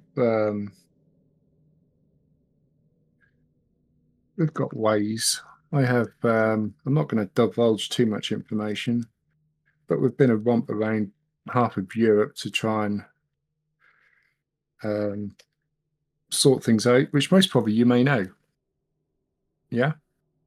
I know some. Oh, hold on You a have minute. been... My colleague's now going to sit down. So this is Green. Hello. Guten Tag. Nice to meet you. Friend? Ah, yes. The pleasure is mine. Contemporary. Yes. So Green, if you wish to divulge other information. Why do you seek the inhabitant of this castle? We believe we have a means to put an end to the danger it poses to others and members of the young lady's family. Ah, you're looking to destroy. Yes, if that's what it takes.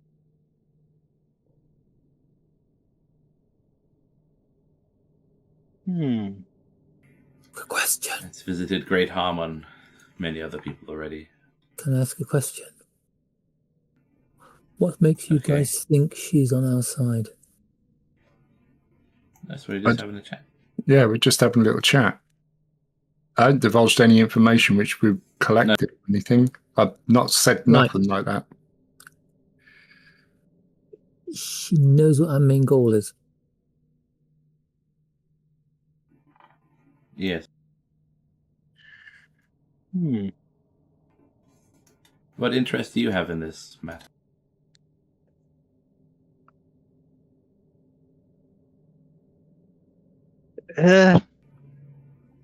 For now, it is German more of an intelligence. academic interest. I'm interested in your interest. You're at the club. You wish to destroy it. You're at the club. Will you? I want to know, if you please, you're at the club with a bomb. I saw you on the cam with a bomb, and that's under that table where that girl and those three people were sitting. Where are you going to detonate? It was where those three men were sitting. I thought the girl was sitting with them. She was around. They were watching her. She was moving around the place. Oh, okay. Because she was working. I do apologise there. Yeah, so they're probably, what's it called? GSBTI? If you... going back by certain channels through other channels, through some accounting, eventually, yes. But those men were thugs. Kidnappers. It is very regrettably easy to find human traffickers in Eastern Europe. So if we wouldn't have turned up, what would you have done? As I said, my interest is academic. But if I had to step in, I would step in.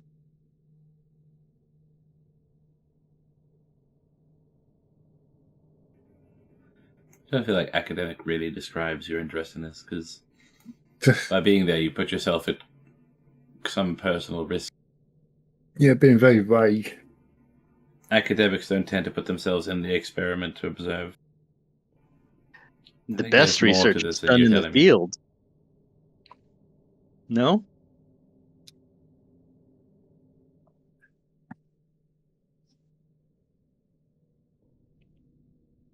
I shall say, if you're... So why did this pique your interest academically? Oh, well, knowledge is power, and sometimes folks who wish power could not have the knowledge. I was wondering what you might do with the knowledge and the power it brought. But if you're truly interested in ending things, I will not stop you.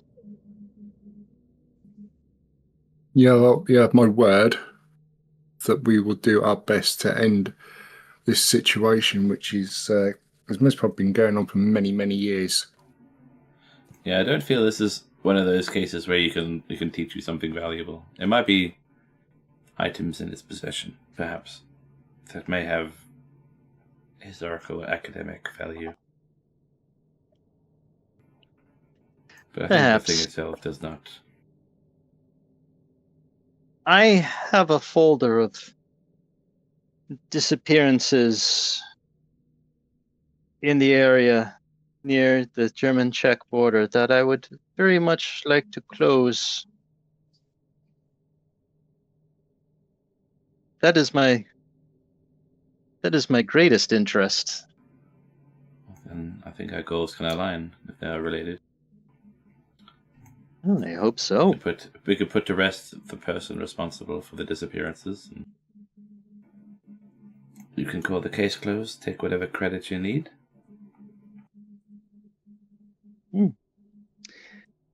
We'll just be ghosts. You can take the credit. We'll just be ghosts. Credit? No. Credit is for Visa cards and glory seekers. I like your sense of humor.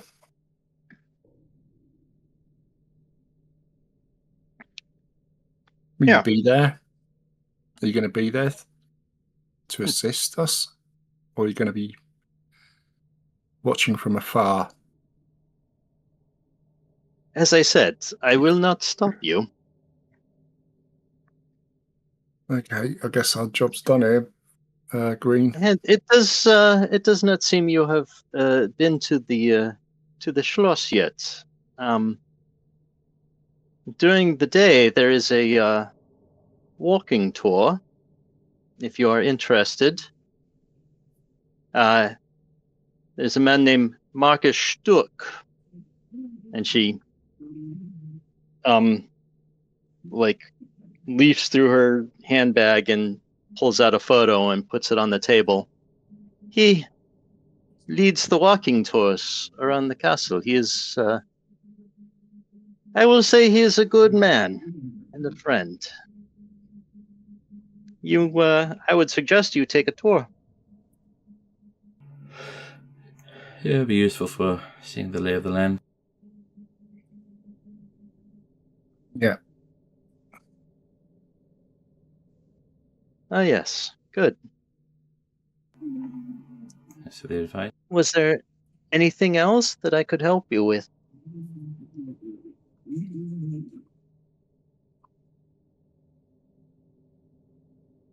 Green, got anything? I can't think of anything. No, I'm not going to mention that. Well, let me say this. If you are truthful about your goals, it is truly a great honor to make your acquaintance. Likewise. If you seek power, may the fury of 1,000 suns burn upon you. We do not seek power. We need to end this. That's what we're sent. Excellent. We're here to protect people from those that would bring suffering upon them. So we are at least somewhat aligned. Oh, good. Well then, I shall take my leave. We'll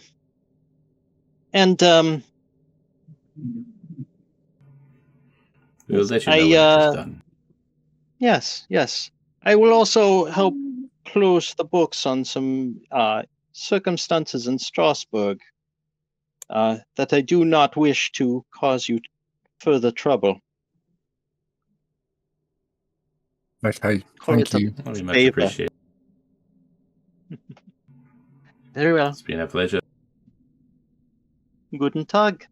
Guten Tag.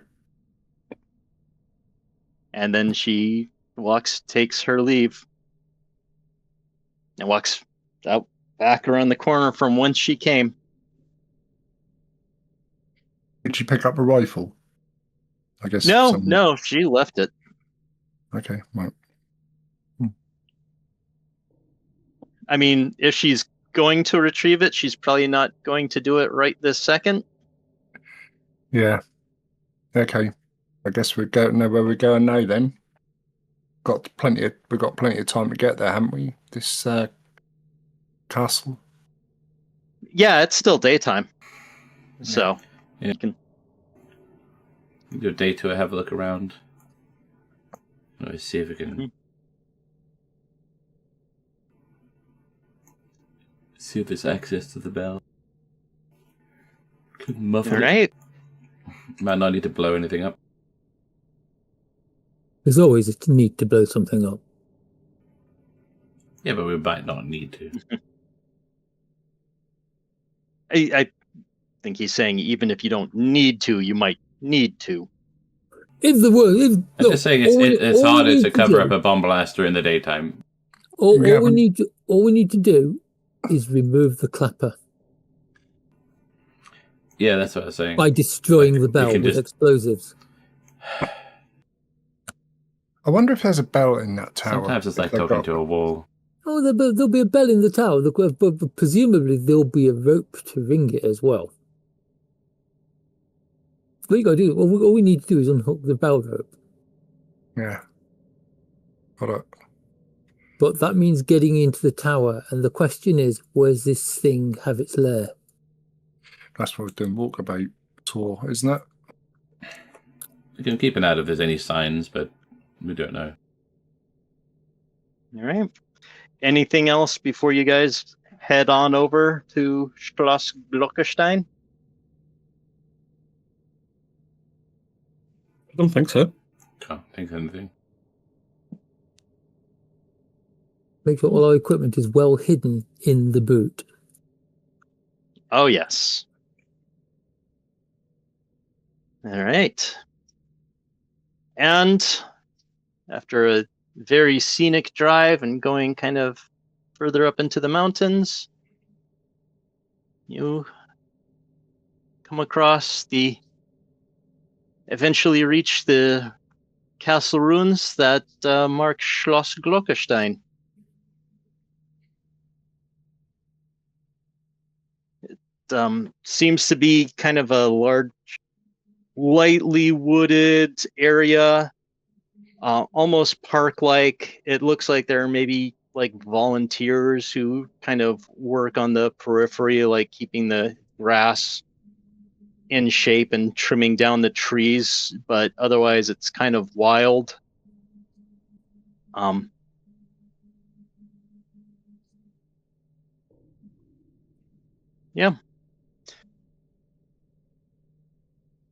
What And time are you doing day anything is this? before you? It is now like, say, around 3 p.m. local time. Okay. Getting into the mid to late afternoon. Are we getting one of these tours? These guided tours? We may as well. It'll give us a better layer of the land. Yeah, gives a layer of the land. Yeah. All right. Yeah. So there's like signage. There's a little kiosk outside. And as you wait, eventually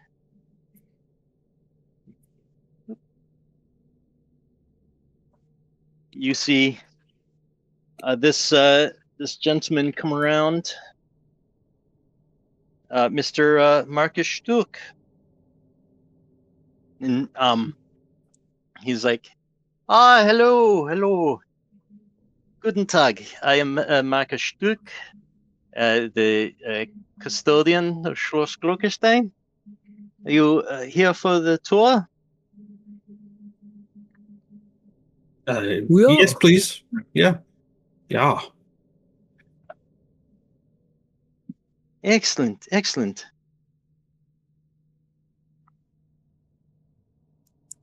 We want the whole tour. We want everything. We want to see even the bits that we're not allowed to see. Oh, do we get the special tour? Yes. You have a friend. Yes, I can. I'll show you what I can. Danke. So, vielen Dank. Bitte. Come, schnell. So he takes you around, gives you grounds of the tour.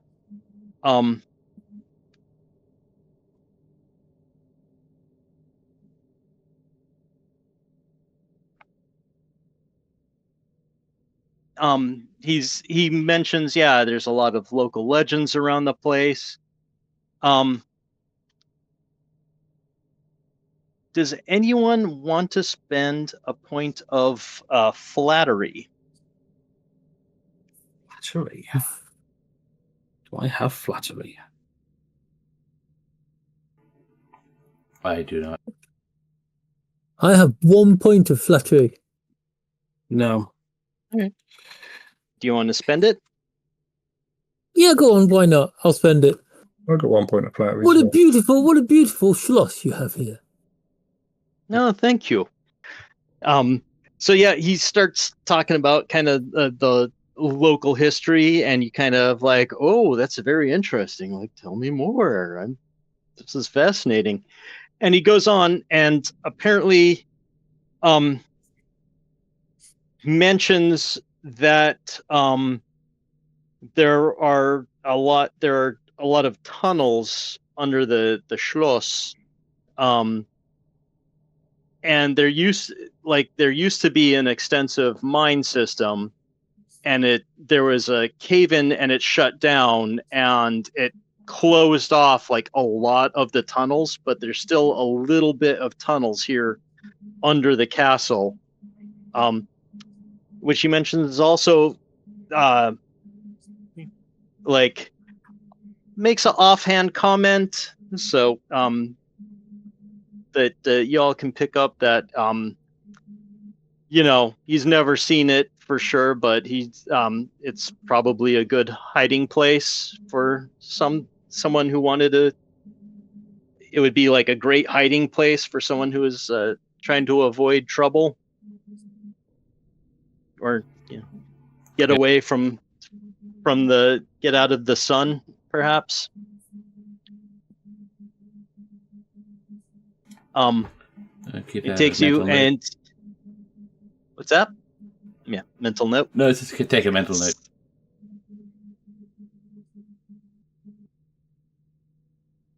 All right. And then he goes. And he it takes you to tour. He goes, shows you the bell tower. Like it's an old tower, and there's like a set of really like rickety steps that go up there, and some are missing in places. And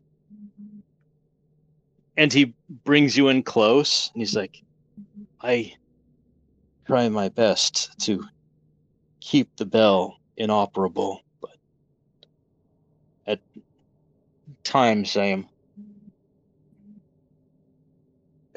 he is able to make it ring. I have no way of getting up there myself, so I do what I can from the ground here.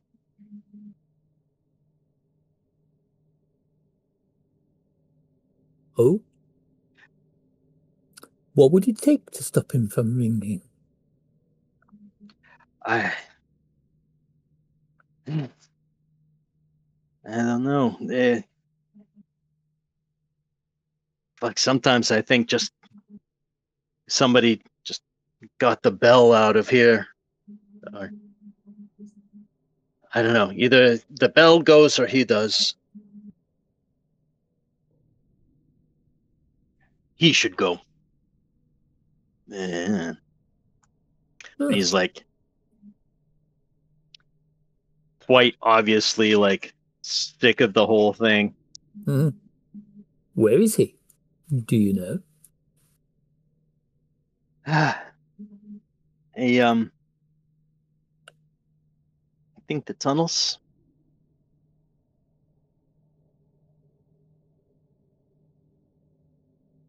Where in the tunnels? Could you show us? If I knew that, nah. I don't know. I've looked, but I've not seen, and I will not come at nighttime.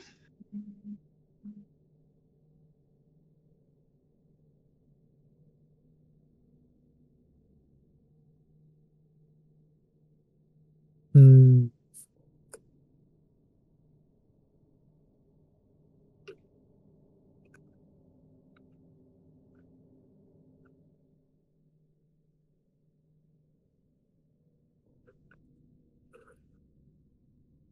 Oh dear.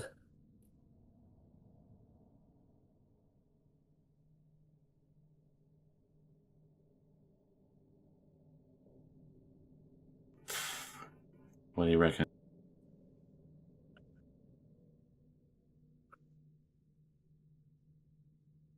No idea. No. If you have anything you need to set up, feel free, mein Freunde. And he points out, he's like, the entrance to the tunnel to you, and does like a quick kind of hasty sketch of as much as he knows of it.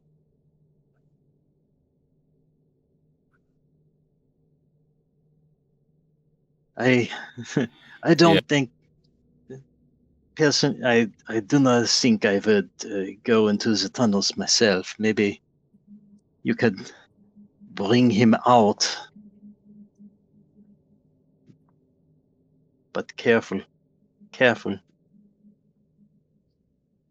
The Noxera is no trifle.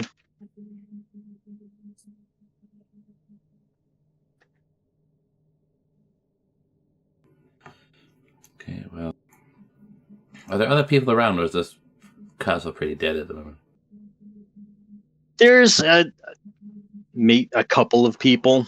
Like, it's not like a huge destination.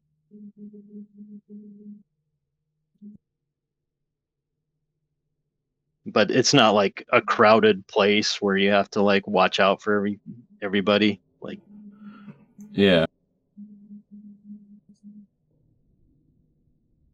Why? What you thinking? I mean, well, no, it's just because of like how the conversation is going and like how much access we potentially have to parts of the building if there's other people around. It's like if we want to rig the bell, that might raise a few eyebrows. That do you see how we can get up to the bell, or is it just is there no access to the bell? He doesn't. Yeah, there's no real access to it. Like, you'd have to find some way to get a ladder up there or something, or a crane or something. Shoot the bell and make noise. Well, we don't want to make noise. We need to make sure it can't make noise. We need to make sure that the vampire can't ring the bell, because that'll be bad news for everybody involved. We assume not having noise cancelling stuff makes a difference, but we don't know that. But yeah, we might be able to like muffle the bell or whatever. I think the bell might just be the bell might just be symbolic. It might just be some kind of a fetish, a focus. Yeah, we need to get up to the legend says it brings death to anyone who falls under their shadow or who hears church bells rung by the creature. Yeah. So the bell tower has windows in it. So this noise cancelling may help then if it's very sort of esoteric. But anyway, I was thinking of going through the windows and silencing the bell. Actually, go try it. Right. The ringy bit out of it. How would you get up there? A grapple gun. We don't have a grapple gun. We've got everything else we need. Are you telling me we can't go and get a grapple gun? If you want me it's quite a niche piece of equipment. Can I get it as some athletics? I can climb it. You got athletics? Like you could. Yeah, 8. Wow. You would need some way of getting a grapple up there. You could do there's plenty of handholds and footholds, so you could kind of like mountain/rock climb up there, but that would take quite a bit of time. And you'd need to get some like ropes and belays and hooks and carabiners, and you don't have this is proper quite footwear as well. That's quite tall, isn't it? So yeah, I wouldn't do that, especially at night. Well, we do it now in the daytime when we don't have to worry. What you can disguise yourself as a bloody bricklayer? I mean, the tourists are generally in the building. Oh, that tall. I mean, look where the roof comes out from the side of it.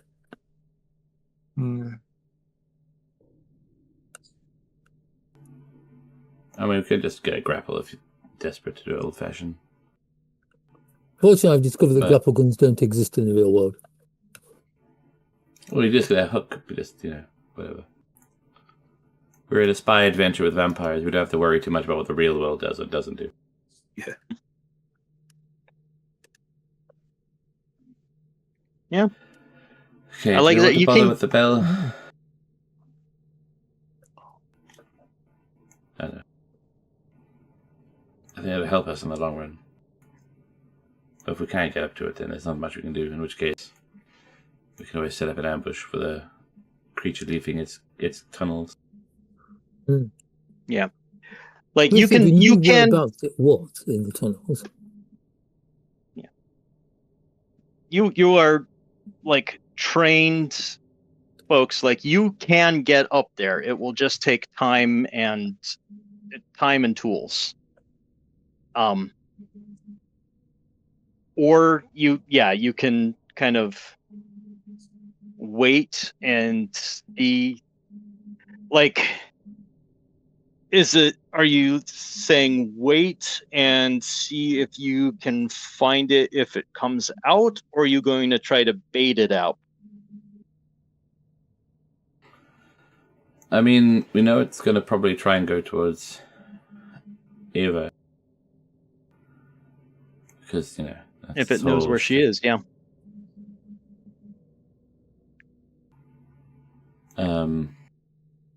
So are you going to have Eva in a place that you've prepared, so when it shows up, like... Yeah. We can just, ambush it. What do you reckon, gang? Any ideas? Because I toyed with the idea of we lure it into their tunnels where the old dynamite is, and then we can just booby trap that to just blast it and hope for the best. Yeah, but explosions in tight spaces don't tend to go very well. But I think it's just we lure it to a point. We just have to pick where we want to do the fight.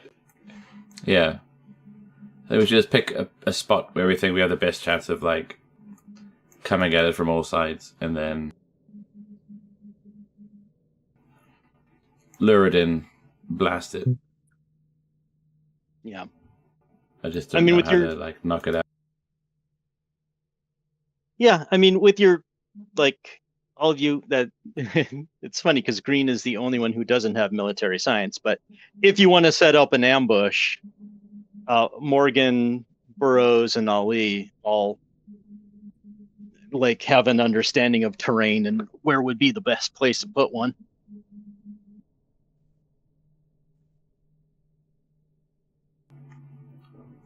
Yeah, so well we can do that. Right. Not a It'd be problem. nice if we could collapse the entire system, but I don't think we can.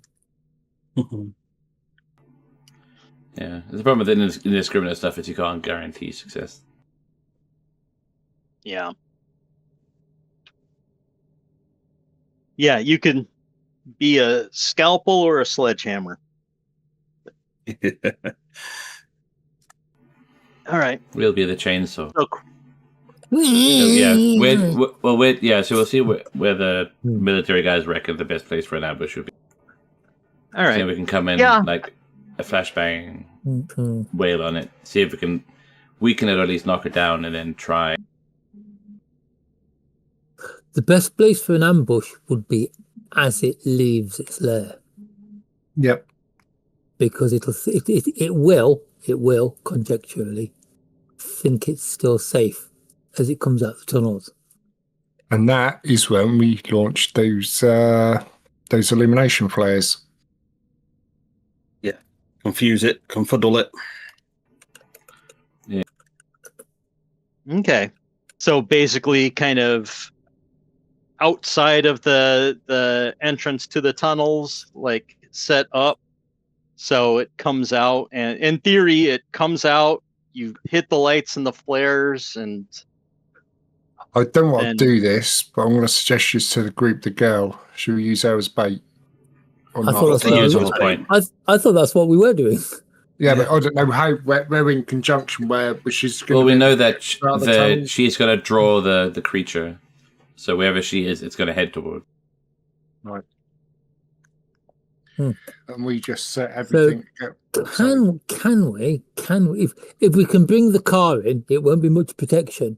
But if she stands by the car when it appears, the car can give her a bit of protection if she jumps inside it. And turn all the lights on.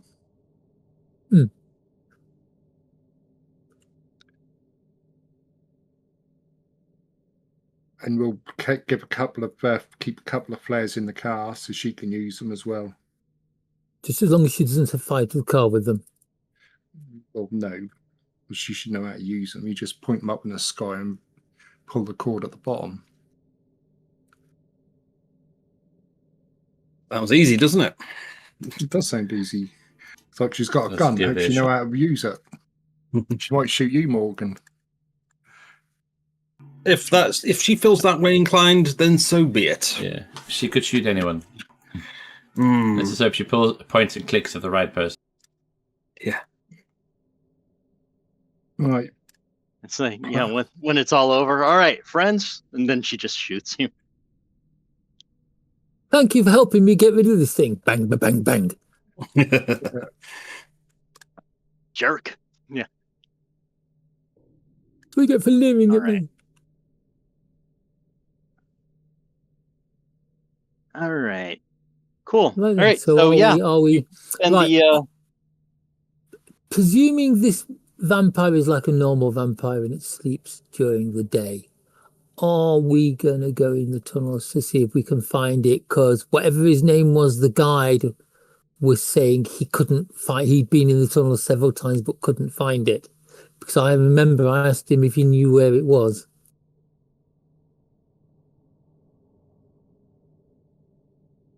yeah, so yeah, he's been into the tunnels, but he hasn't gone in far. And yeah, he doesn't really know where it is. There's more tunnel that he hasn't been in, but he is not like a highly trained former operative. I say it's a shame. Is there a map of the tunnels where we could actually go back to him and ask him to mark off where he's been? He's given you a sketch of what he's, as far as he's been able to go. What a nice chap. Right, okay. Is it So basically, we've got a map. Is it a map of the entire tunnel system, or just the part that he's been in? Just the part that he's been in. Says, right.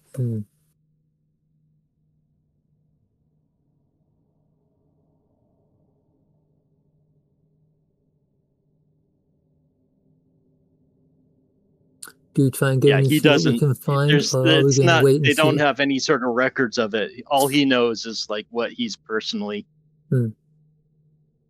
felt safe enough to check out.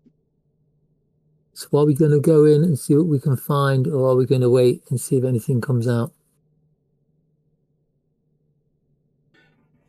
Well, I mean, that's the thing, is it could be anywhere in the tunnels, if it's as vast as it sounds. The thing that's worrying me is, do the tunnels have more than one exit? And if they do, are we going to split up? I wouldn't recommend it, but does the tour guide have any idea if there's multiple ways in and out of the tunnels? Not that he knows of. He's never seen any. But that doesn't mean they don't exist. Just he doesn't know. I mean, it just means we can't rely on being like, oh, let's sit outside, there's one exit and hope for the best. Well, I think we need to just try something.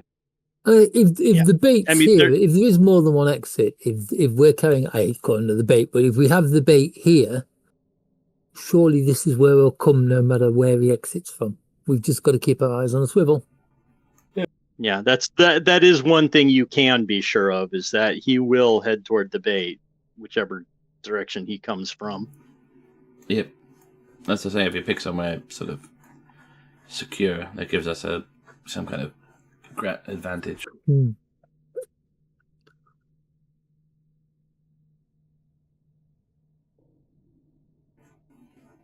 you can do that. All right. Right then, I think all we've got to wait is for the visitor to go home and then to set up. You can set up now, honestly. There's not enough visitors where they'll probably see you, and a lot of it is like lights and stuff, right? If anybody asks, we're a film crew, and no, they can't join in.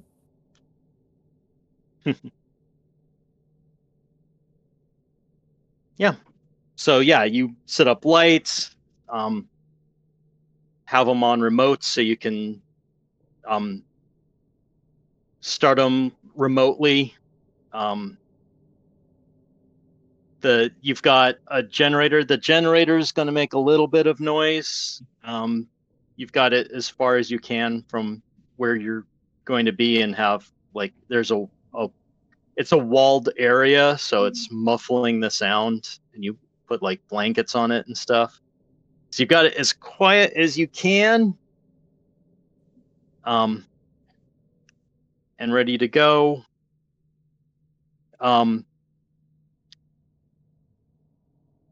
What other preparations are you making besides having all the lights and the flares ready and stuff?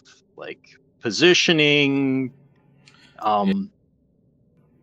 weapon readiness. Have her somewhere central, but with someone, one or two people guarding, and then I don't know. I guess our best spotters should be on the periphery to get an eye on someone approaching or coming towards us. Gotcha. This is where my 8 points in Sense Trouble is going to be useful. Yes. It just might. Worst case, we can have a sit down with the Revenant, and I could use Shrink, and we could work out his problems. Turn it into a productive member of society. I've got cop talk too. I will cop talk it to sleep. Yeah. Okay. Does anyone want to do anything? I can't think of anything for me. Right. All right. Where is everyone kind of positioning themselves in regards to the ambush? Are you right? are you doing? who's doing an Overwatch, fight. who's going to be nearby and hidden, is anybody going to be like with Ava?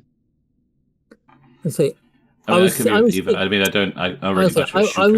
thinking Ava is standing by the car so that she can dive into the car when it turns up. Yeah, I was going to be by the car with the driver's door open, with my hand ready on the light switch, so I can like put the headlights on full beam in an attempt to dazzle it, because then I can just like slam the door and come out guns blazing. Yeah.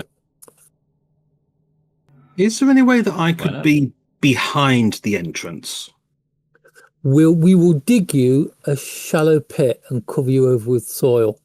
You could be like, if you don't mind being elevated, yeah, you could be on like some stonework kind of above it, so the entrance is like in front of you, so it's more like to the side, above and behind, if that makes sense.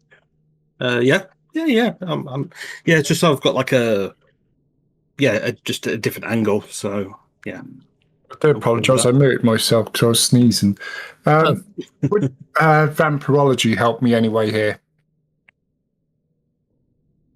With the vampirology, you know, kind of what its likely strengths and weaknesses are. You're kind of already compensating for those.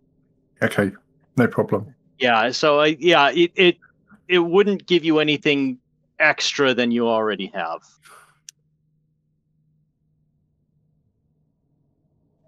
Roger. So You should have picked up a flamethrower. It's a bit harder to come by. I knew we should have made some Molotov cocktails. we what burn that place down? I don't want Made of stone. There's wood inside it. The stone bit will still be fine. Make sure you don't miss the monster. But anyway. Yeah. And we could always ask the monster for a do-over. Hang on, do over. Let's just give it our best shot. Yep. Vampire mulligan. All right. All together now. A good day to die. We've got this. So yeah, I presume you review the plan with Ava as well. Yeah. Instead of like sit here and look pretty. I don't know if we should, because she seems quite a smart girl and she's just going to pick holes in it. Doesn't matter. This is, she has to know what the plan is, otherwise she might not act in the way that we're expecting. Right. Yeah. Because imagine she just books it into the woods and you're like, oh no. Can Ava? Does Ava? I mean, she knows how to handle a gun. Does she know how to drive? No. Like, she can steer and operate a vehicle. Can she drive like Burroughs does? God, no. Well, I wanna when a like great Mr. Few uncle appears, I want to jump in the front of the car, and if it looks like things are going bad, get out of here.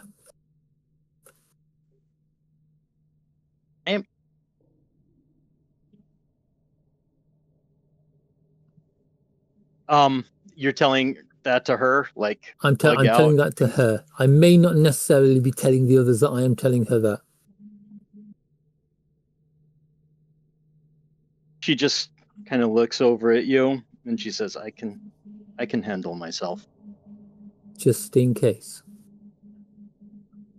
She's got a head cam. She's got a headlight anyhow, or a hat light, and there's a couple of flares left in the car.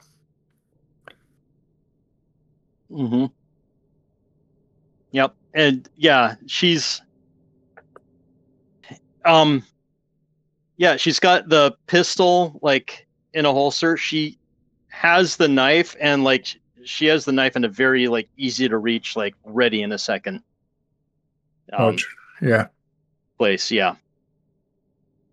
Like she has some training somehow. You're not sure who did it or where she got it from, but she's not entirely just general public. You're getting the feeling. Most probably her ancestors told her something. Yeah, quite possibly. That when the time comes, this is your training sort of thing. You will know your ways as if born to them, for she is the Kwisatz Haderach. You need like a big red tangent alert sign. Awooga. All right. Anything else before we? No. Before all the plans laid out. Plans laid out. Yeah. Right. Fingers crossed out for the best. Night falls. As the song says, the waiting is the hardest part. But night falls. You have a clean, crisp night, clear, full moon shining down. All of you start feeling like the hairs on the back of your neck rise. Like there is, like all of your senses are screaming, like there's like danger. Like you don't even need to sense trouble, like trouble is here. And you hear kind of a slow kind of crunch, crunch, crunch. And you see like a small, like not a small, but a wild pig kind of here. Like it's almost as if it walked from around the corner, but there isn't any corner for it to have walked around from. Yeah. It's just kind of wasn't there and then it was there, but something in your brain is just like, it was like almost natural, but unnatural in how natural it is. I think we know it can take on the form of a pig, so this is our pal. Yep, and you hear it, this kind of dry, sloppy crunching as it's crunching on what's left of dry bones. And then it looks and it turns its head towards where Ava is. Ooh. And there's a moment like it's blurry and kind of like a black cloud, and then you see a man dressed in rags, like pale, and just like a pale young man, disfigured, like his left thumb is missing, and he's like kind of looking around and really focusing on Ava. Have you got a picture of this thing? I've got the illustration from the book. I don't feel the illustration really does it justice, but this is. Let me grab it for you real quick.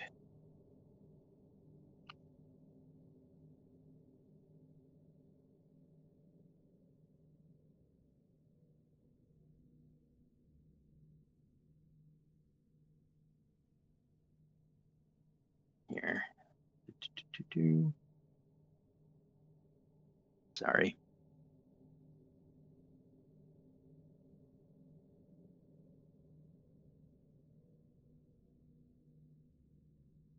Whoa. Okay. Ooh. Oh, dude. Might not do it justice, but it does look a bit quite messed hideous. Up. Yeah. Mm-hmm. Turn lights on the car, maybe. If that's focused on Ava. Has it actually come out of the cave yet? Yeah, it is stepping away and well, you think so? Like that's the closest you can tell. Like its entrance was very weird, but it's definitely here now.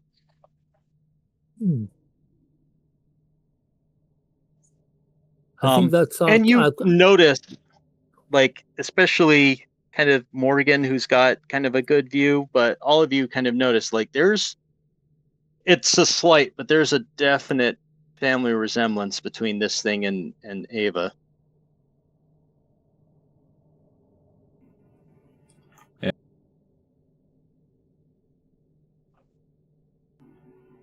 Okay, should we hit it?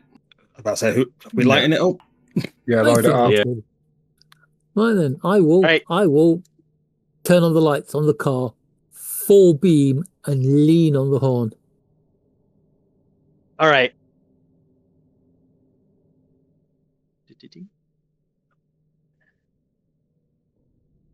It immediately is like, like it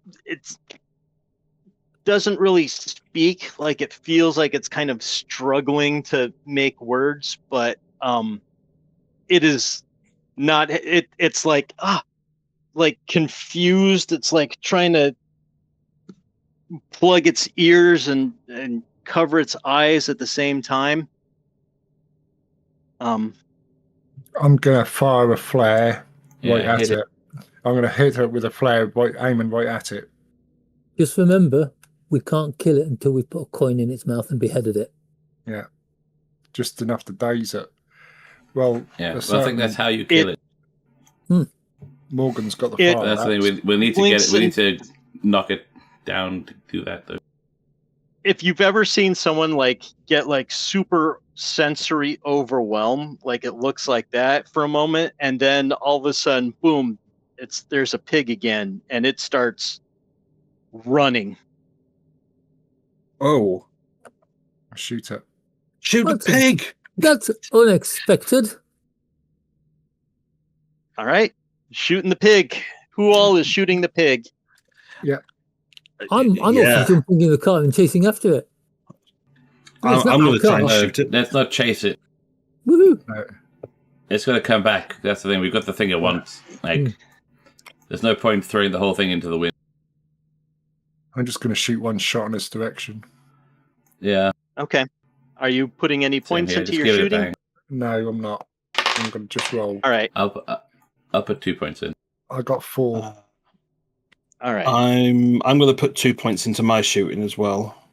Yeah, I got 5. Nice. I got an 8 total. Ooh, very nice. Just have a look. Where is my... Gotcha. All right. So Ollie's shot gets close, but it's just slightly off. Like if you had compensated a little bit more for its movement, you might have hit it. Lloyd hits it skitters for a moment and keeps running. Morgan, you kind of hit it like center mass, and it stumbles and like flops and is like doing like piggy squeals. But it's going to get up soon, so it'll be right back up in a minute. I think Green's got the coins, hasn't he? I don't know who's got the coins. I mean, there was a whole bag of coins. We could probably just say we'd have some each. You never really know who's going to have the opportunity. Yeah, if there's a bag of them, just dish them out. Yeah, so there's a bag of like a random mix of coins on the box. I think we need to lure it a bit closer. I think we just need to pile on top of it and get the job done. Yeah. I think we need to just keep hammering it to keep it weak, and then stop it getting back up, and it's an advance on it. Get it! I shout and charge towards it. Gotcha. You got your chainsaw. All right. Lord of the Flies on this piggy. No, I'm just running towards it. Are you wearing like the lights and stuff? I've got my headlight on. Where are you? You still got okay. It is kind of out of like the range of like the brightest of the light. It's going to try and find a way back to She's literally right there in the car. All right. As you're like coming up, like it, all of a sudden, there's it's a human form again, and it's like bares its teeth at you and growls. Oh, So I'm gonna who's coming close? it with a machete. All right. Hammer it again. Actually, should hammer it with. Should try a flash. I should try flash it again, because that'll be quite very uncomfortable for it and close it. You can do that, yeah. Like, we have the noise cancelling headphones and glasses and shit, so I think. So, what do you reckon? Should we shoot him? Yeah. Or should we go up close and then basically like pull out a flashbang in his face? Yeah. Are we unpleasant? That's a good way of stunning someone, isn't it? If it gets sensory overload from like floodlights. Just don't hold the. That might give us enough. Yeah, no, I know, but like as in like we can get it close. All right. So, who's doing what then? Do you reckon? What do you reckon? I'm going to stick with what I said I was going to do, and I'm going to try and hamstring it with a machete. I don't have explosive devices. All right. What is thrown in this? Weapons. Weapons? You're doing thrown. Yeah. All right. So I will start with the machete. Make a weapons roll. Right, you are. I will put 2 points into this, and I only get 4. All right.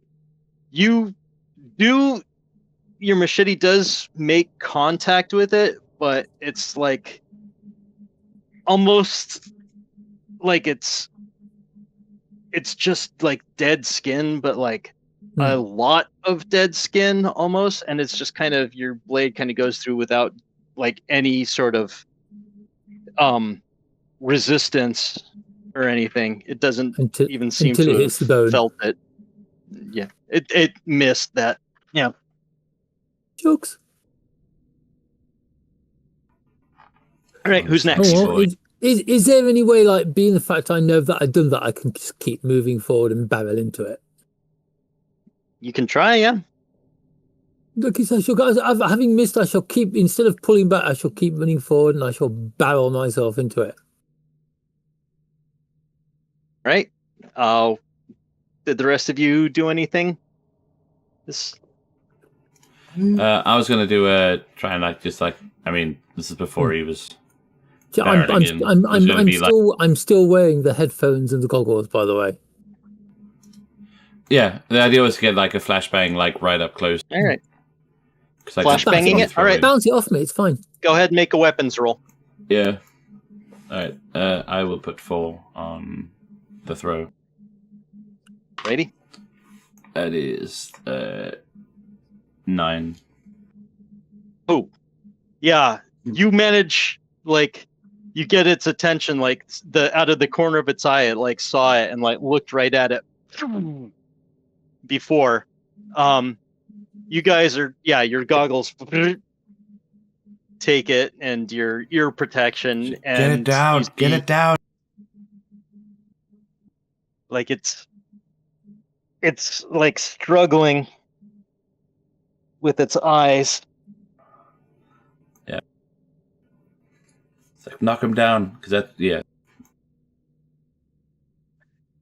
Can I come? I mean, I was a bit elevated, so I would have, after all this has been going off, I would have been climbing down and charging up.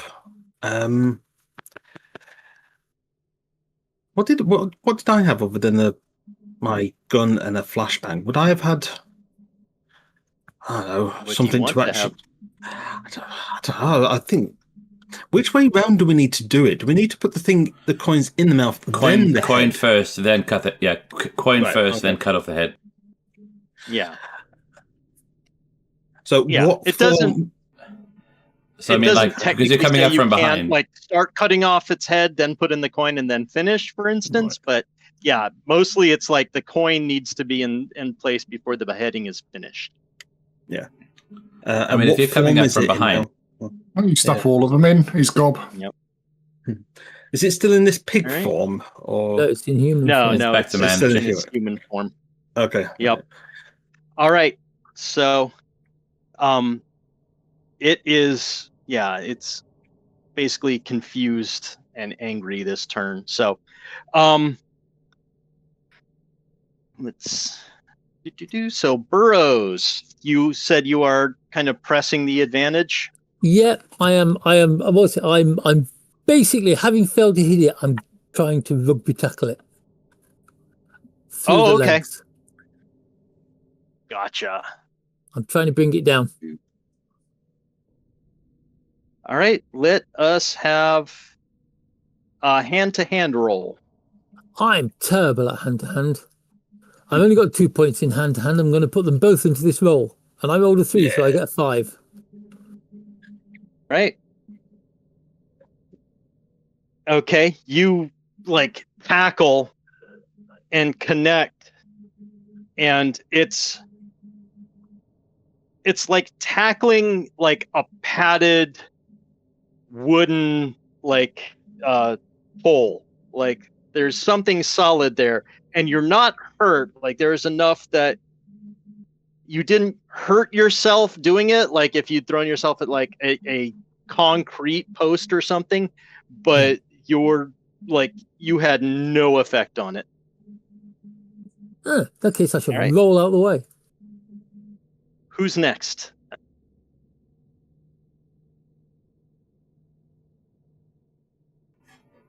Andy muted himself. No, I'm here. Oh, I'm just hiding. No. Can I, as I'm charging up, can I rugby tackle this thing to the ground?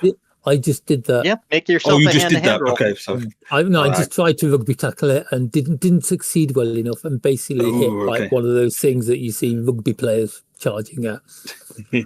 Hand to hand, I've got a 4. So do you know what? I'm going to, because I'm charging up into this, I'm going to use all 4 points in this. All right. Come on.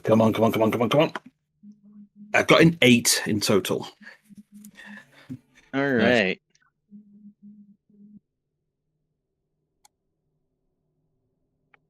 Cool.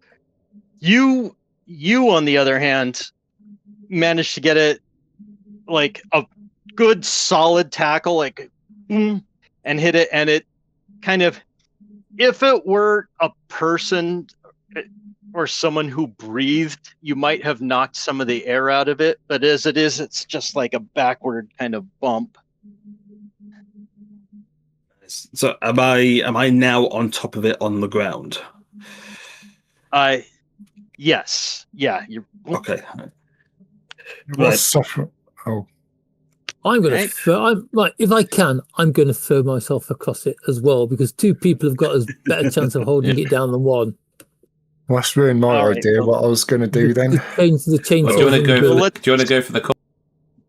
Let's have actions, for Green and Ali before we go to what's happening. Well, I was going to do. I'll tell you what I was going to do. I was going to get the flare and stick it in his gob and then let it off.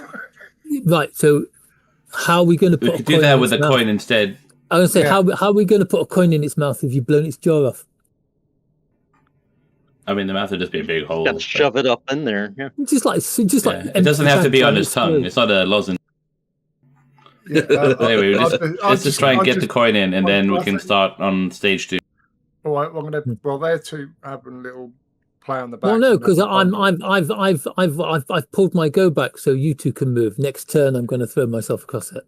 So I'm going to try and wedge a straw open and try and put a coin or some coins in it. I'm just going to fucking search choke on it and keep this mouth open.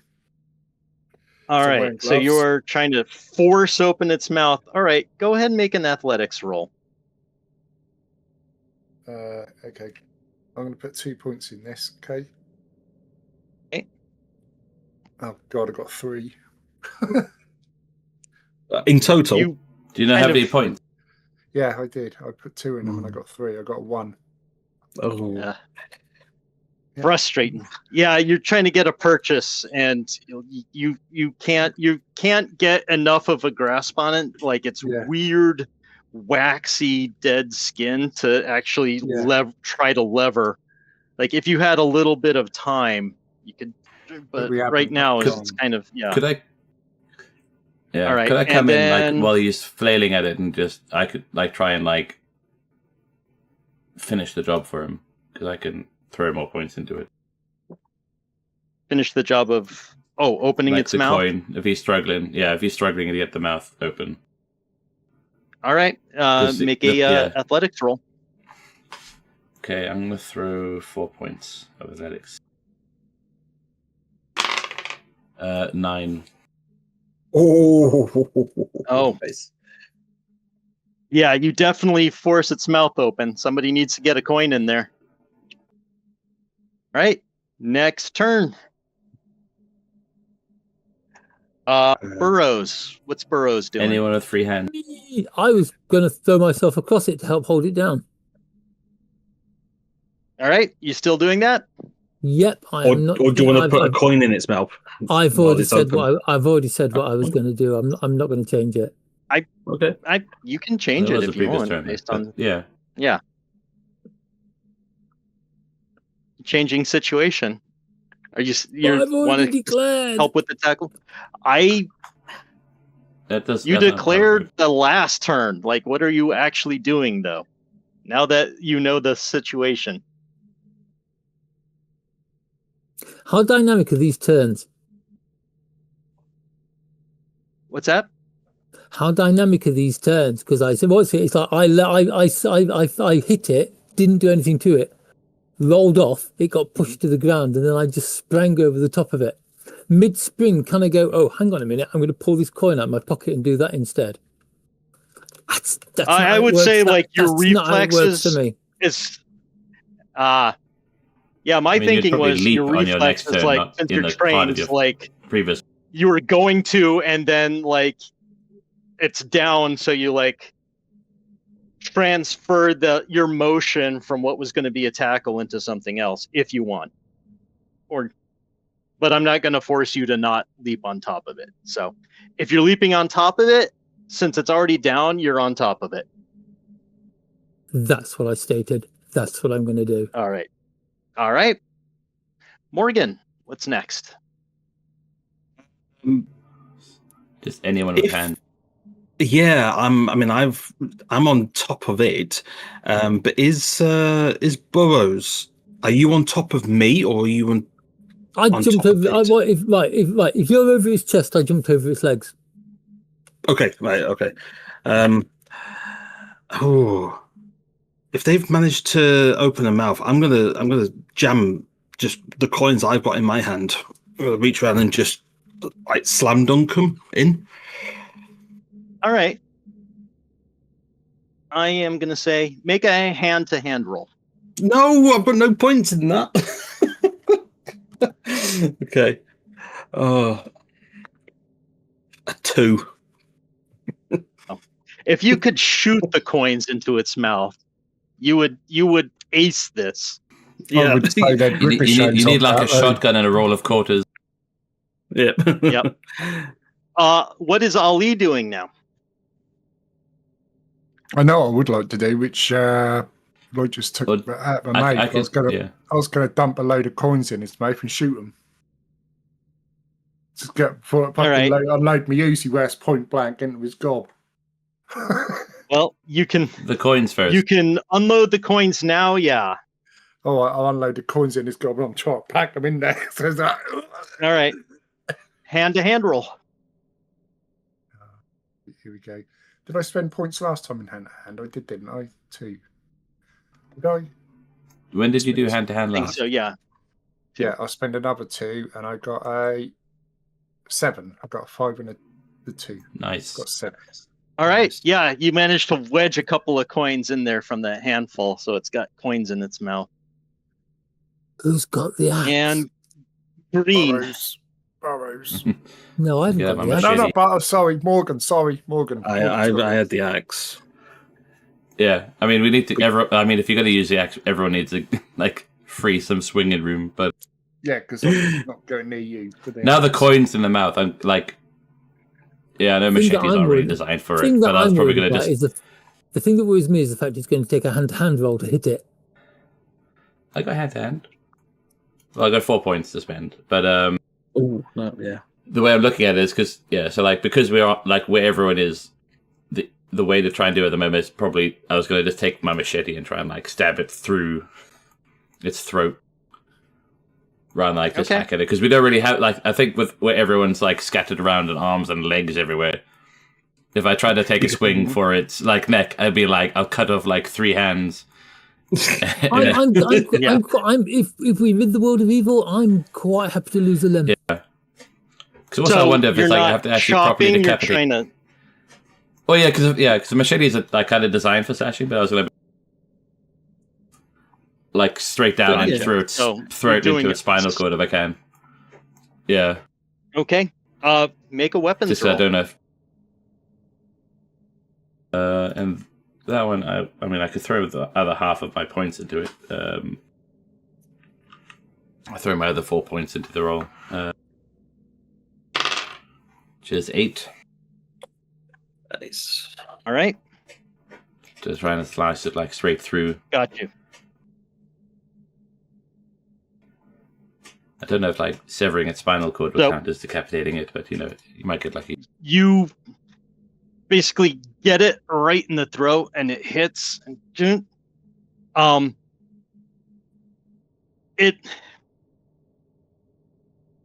You were used to fighting opponents with a fully functional central nervous system, so like it's still got this, but like it's not like a person. You might have like gotten the gurgling, like you've slit my throat, I can't breathe, or you've hit a vertebra, but this like is still mobile, whatever this thing is. And what this thing is angry. Yeah. And so Morgan and Burroughs were on top of it. Each of you feels a hand like on your arm. Like, and it is like ice covered steel, and you are bodily picked up and thrown off of this thing. Oh dear. I'm sure it'll be fine. Ow. How far away do we get thrown? Are we just talking like feet, or are we talking like 10, 15 feet? Feet. If it had properly been able to give you the heave-ho, you would have gone a good distance. As it is, your feet, but you are off of it. And can I have you each make an athletics roll and just tell me what you get? Can I put points into it? Yes, you can. Athletics. I want to put 3 points into this. I'm going to put all of mine into this. And I get 7. How many have you got? 4. I've only got 4. I've got 10. I'm not an athletic chap, but I am determined to land on my feet. Yeah, you can have an 8 from me. A 7 and an 8. All right. Yeah, both of you are able to shield yourself from the impact enough. Like, you weren't in a great position, but you were able. So, each of you take 1 point of health damage just from a rough landing, but it wasn't as rough as it could have been.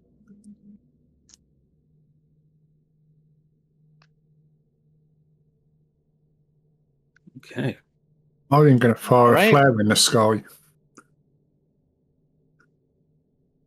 All right. What Burroughs, what Burroughs doing? Well, all right. You dry and crispy. Cool. It might So catch fire. you're firing in the sky, not at him. I'm sorry. I don't know which to do.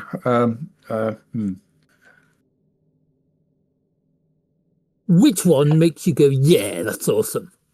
I'd like to aim for his chest cavity with a flare. Okay.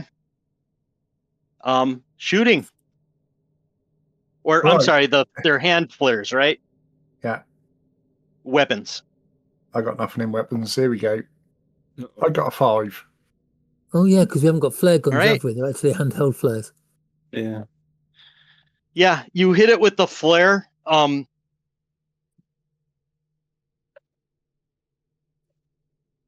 Yeah, you hit it with the flare, and it's like looks down like right at the flare when it gets hit, and it's like covers its eyes and kind of does this like weird whistling groan. Ah! Is it contorting? It's just doing this thing, like contorting in yeah. what way? Yeah, okay. You know, like his body's going like yeah.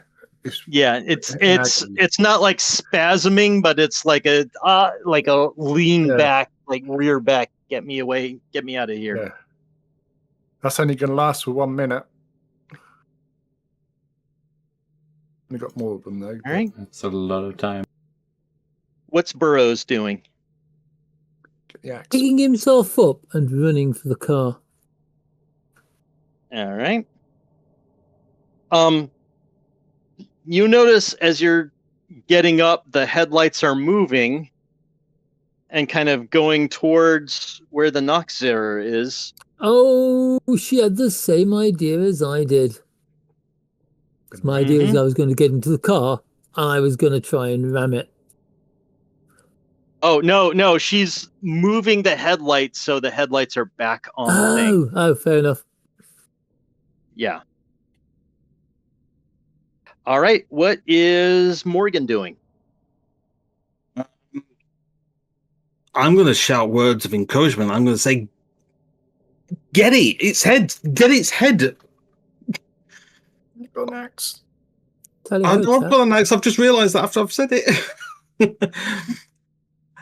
But is green closer? Would green be a better... Green is closer, yeah. Yeah. So, yeah, I'm going to say, green! Now! Get it now! I mean, you got the Right. you've got the axe, don't you? I know, got but you've got the I'm doing machete. the best I can. Yeah, I'm doing the best I can. I mean, did you get everyone on trying to take its head off? in the boot of the car, there's a chainsaw. Many hands make light work. I know, but I don't have an awful lot in... I've only got 4 in weapons left. Well, that's what I spent all my points. I've used all my weapons points I've used all my weapons points getting up to this point. I've used all my points, so all I can do is stand here and watch. Still I mean, roll. you can still You roll. can still yeah, roll the dice. I Yeah, you're know, not so why are powerless. people worrying about points? Because points means it's easier. Prizes. Points means prizes. Andy, you've just showed your age. Thanks, mate. Sorry. That's all right. Anyway, We're gonna everyone keep should be trying to trying. take his head off. One day, we will roll the right numbers. Yeah. Yeah. Go on then. I'll what go at it. I'll go at it with the axe then. Yeah, that's Okay. fine. If we're not, I'm gonna charge. He's And had a I'm just machete gonna through his throat, so that might have helped a little bit. yeah, I'm just gonna be coming at it full force, and I'm just gonna swing at it. At its neck. Oh, God. Make a weapons roll. Weapons. I am gonna put all 4 of mine into weapons, and you can have a 6. No, I rolled a 2, so yeah, All right. 6. Yeah. You hit it and connect. Your kind of blade almost kind of glides off a bit. You definitely hit it, but it doesn't seem like it really affected it. More of a flesh wound. Yeah. Yeah, except the flesh isn't alive, so it's doesn't care. Yeah. Yeah, we might need that chainsaw after. I'm right, okay. Change All of plan right. then. Instead of going into the car, I'm going for the chainsaw. All right. Cool. Heading for the chainsaw. All right. What's Morgan doing? Morgan, I've just done. Oh, that was Morgan. Oh, you were the last one. Because we went through, Ali, Ali. Well, we didn't do Well, they got green. thrown off. We haven't acted yet. Oh, Green. you haven't done greens yet? Oh yeah. I am so sorry. I'll just What's try and green whack do? at him with the machete. I'll try to carry on it. I don't have any points All right. to burn on it anymore. So I'll just straight dice Go roll. for it. 6. Nice. Oh, It's the best I can do. same as with Morgan. Like it connects and kind of like goes through and slides off.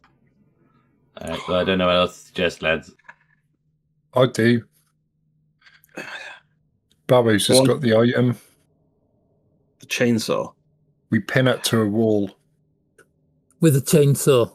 but with the car, pin it to the wall, then Barrows could go. Right, so who's using the chainsaw and who's driving the car? I'll get in the car. What's my driving? Oh shit! Better not get in the car. My driving is 2.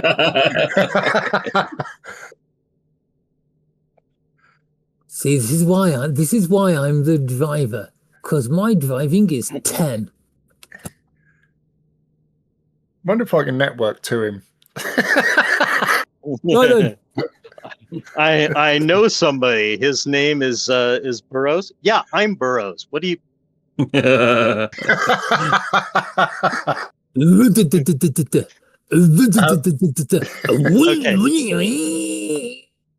So are you okay? So is Burrows going to grab the chainsaw, start it up, and then try to drive one-handed?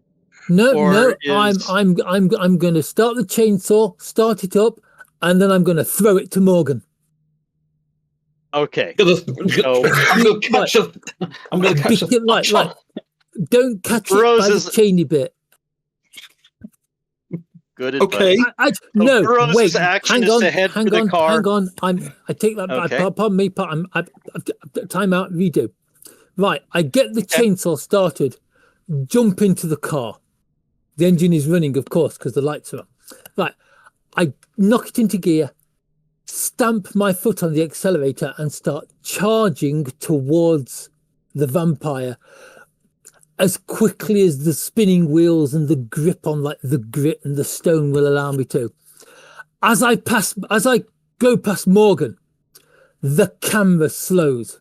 The door is still open. The camera slows. Our heads turn. Our eyes meet.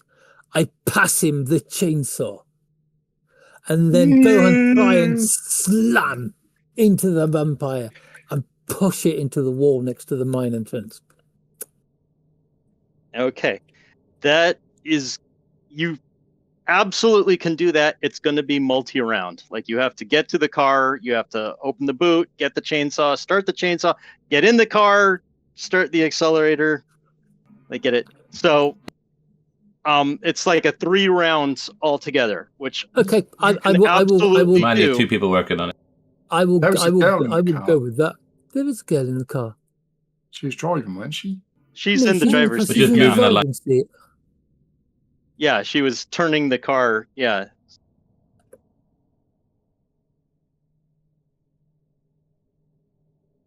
So I will be like, you might want to get out. You might not like where this journey's going. And she's like, fine. She hops out. Yeah. It might be worth just driving and then someone can get the chainsaw out once you've pinned it to the wall. And as she gets out, Otherwise, she kind we're of like fighting it for 4 minutes. Yeah, but it's not a cinematic. Oh, it's jumps cool. and makes more But it's up to distance you. between herself and the car. Yeah. I mean, it's not that cinematic for the rest of us. We have to, like, sort of flail around for 4 or 5 rounds waiting for everything to go in.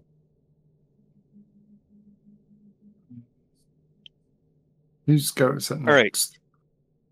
So you're in the car and driving it. And so if somebody wants to, I will wait if someone wants to come and get the chainsaw. I was saying if you're driving it to the bad guy, we could just get the chainsaw out once you've hit him. Was just the point I was making. We can do, but in my mind, it's kind of like I toss the chainsaw to Morgan. Morgan grabs it and kind of like spins in place. There's a bang as the car slams the vampire. The vampire goes.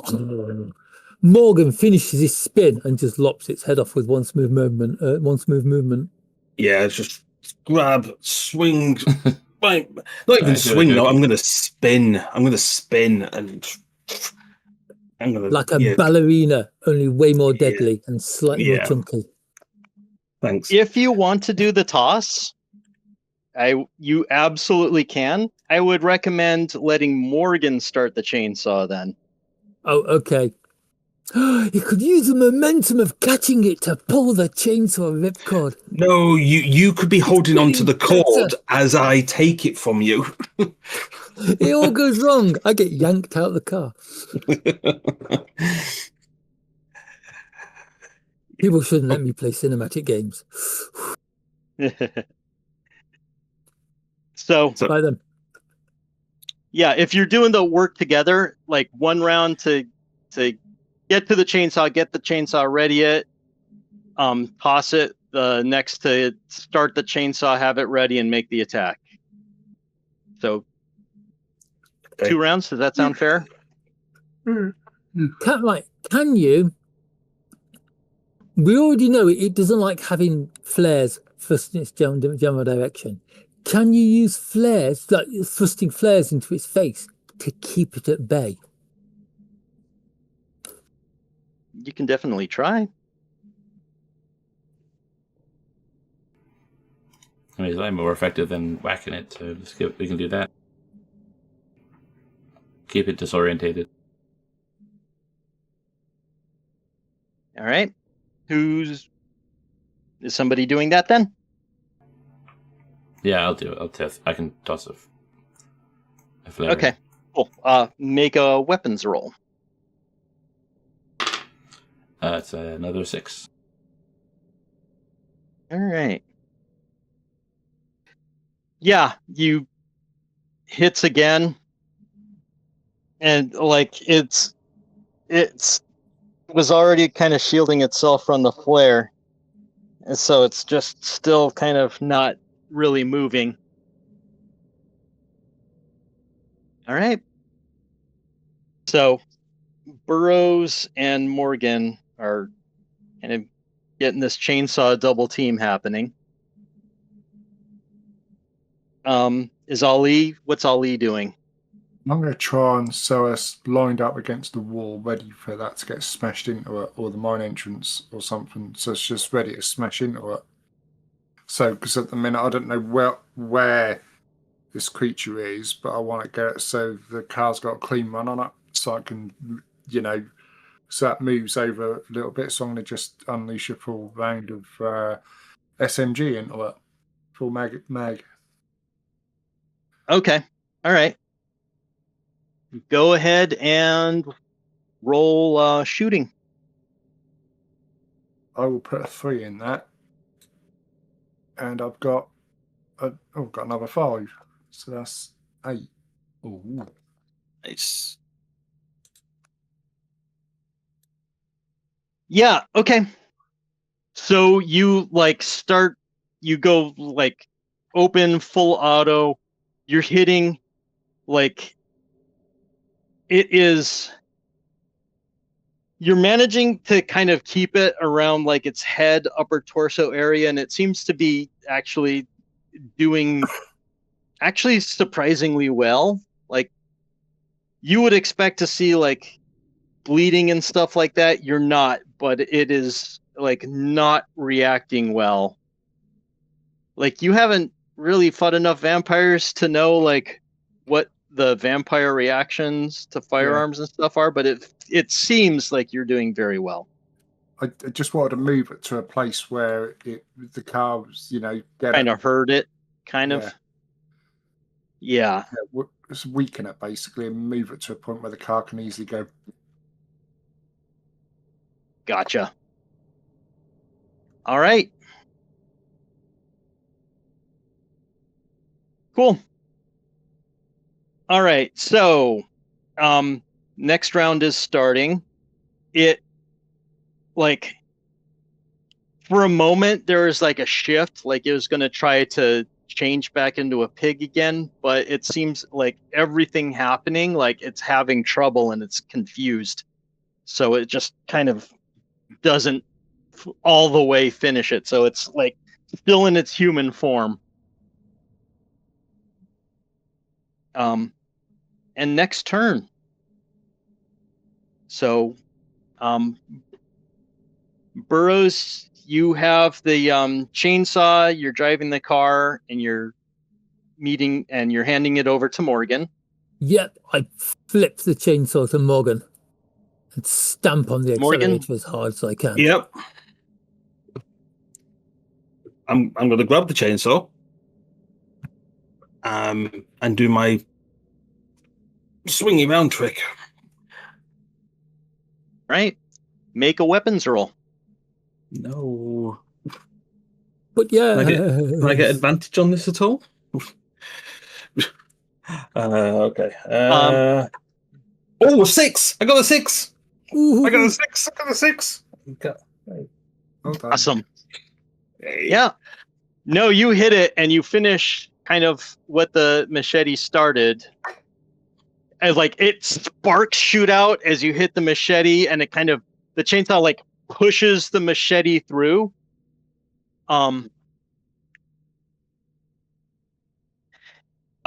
Before like it finishes, do Green or Ali want to do anything like cinematic? Get out of the way. I don't want to like leave you. Yeah, What's that? I'll dive out.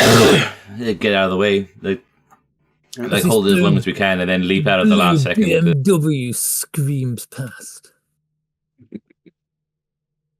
All right.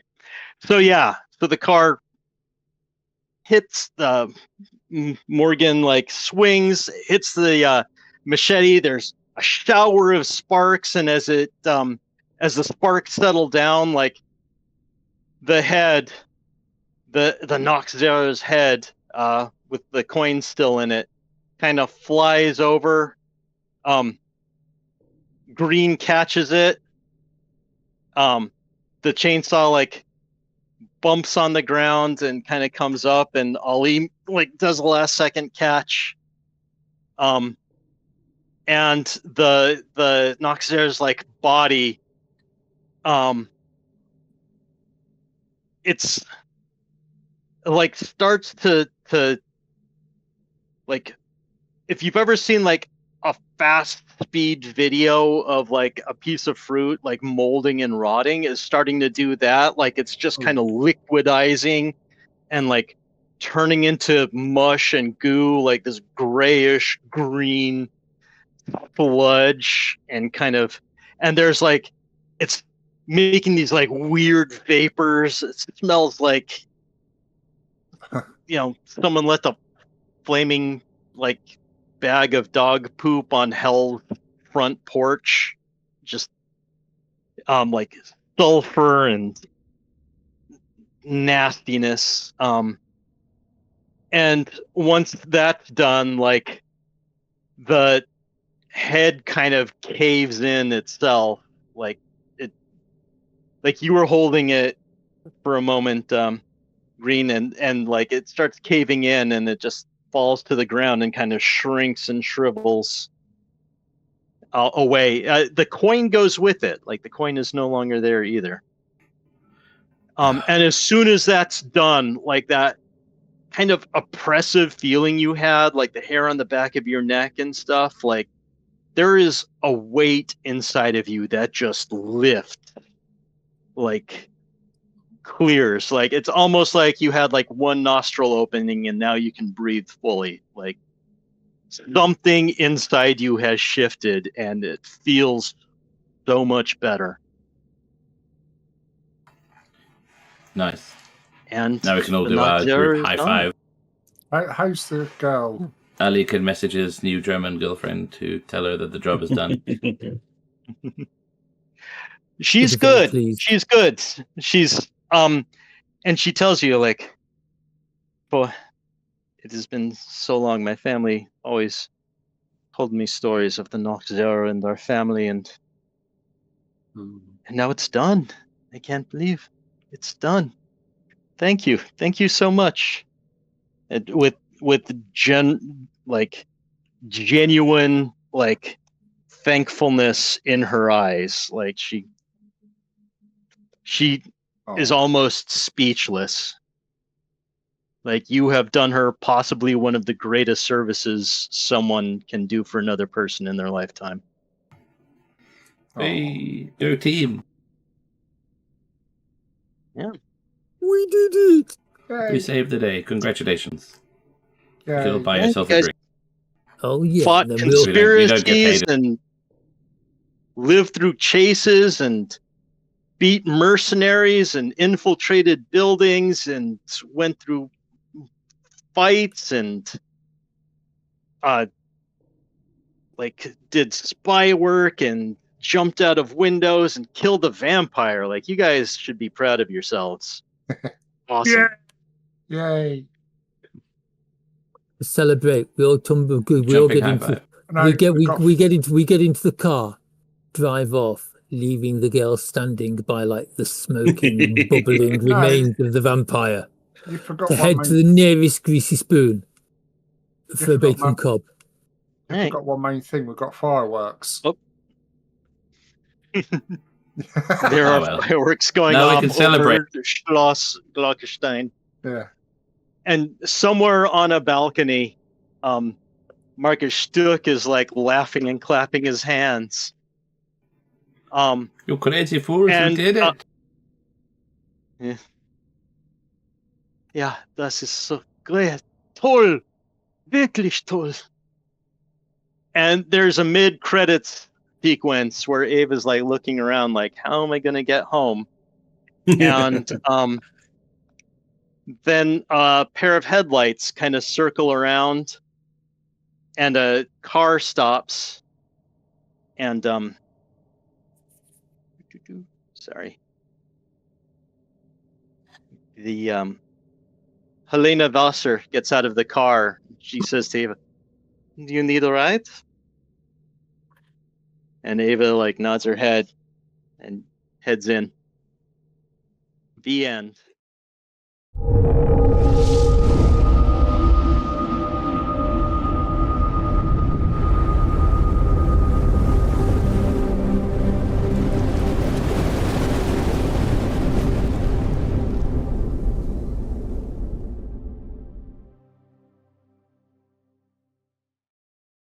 And we're back, everybody.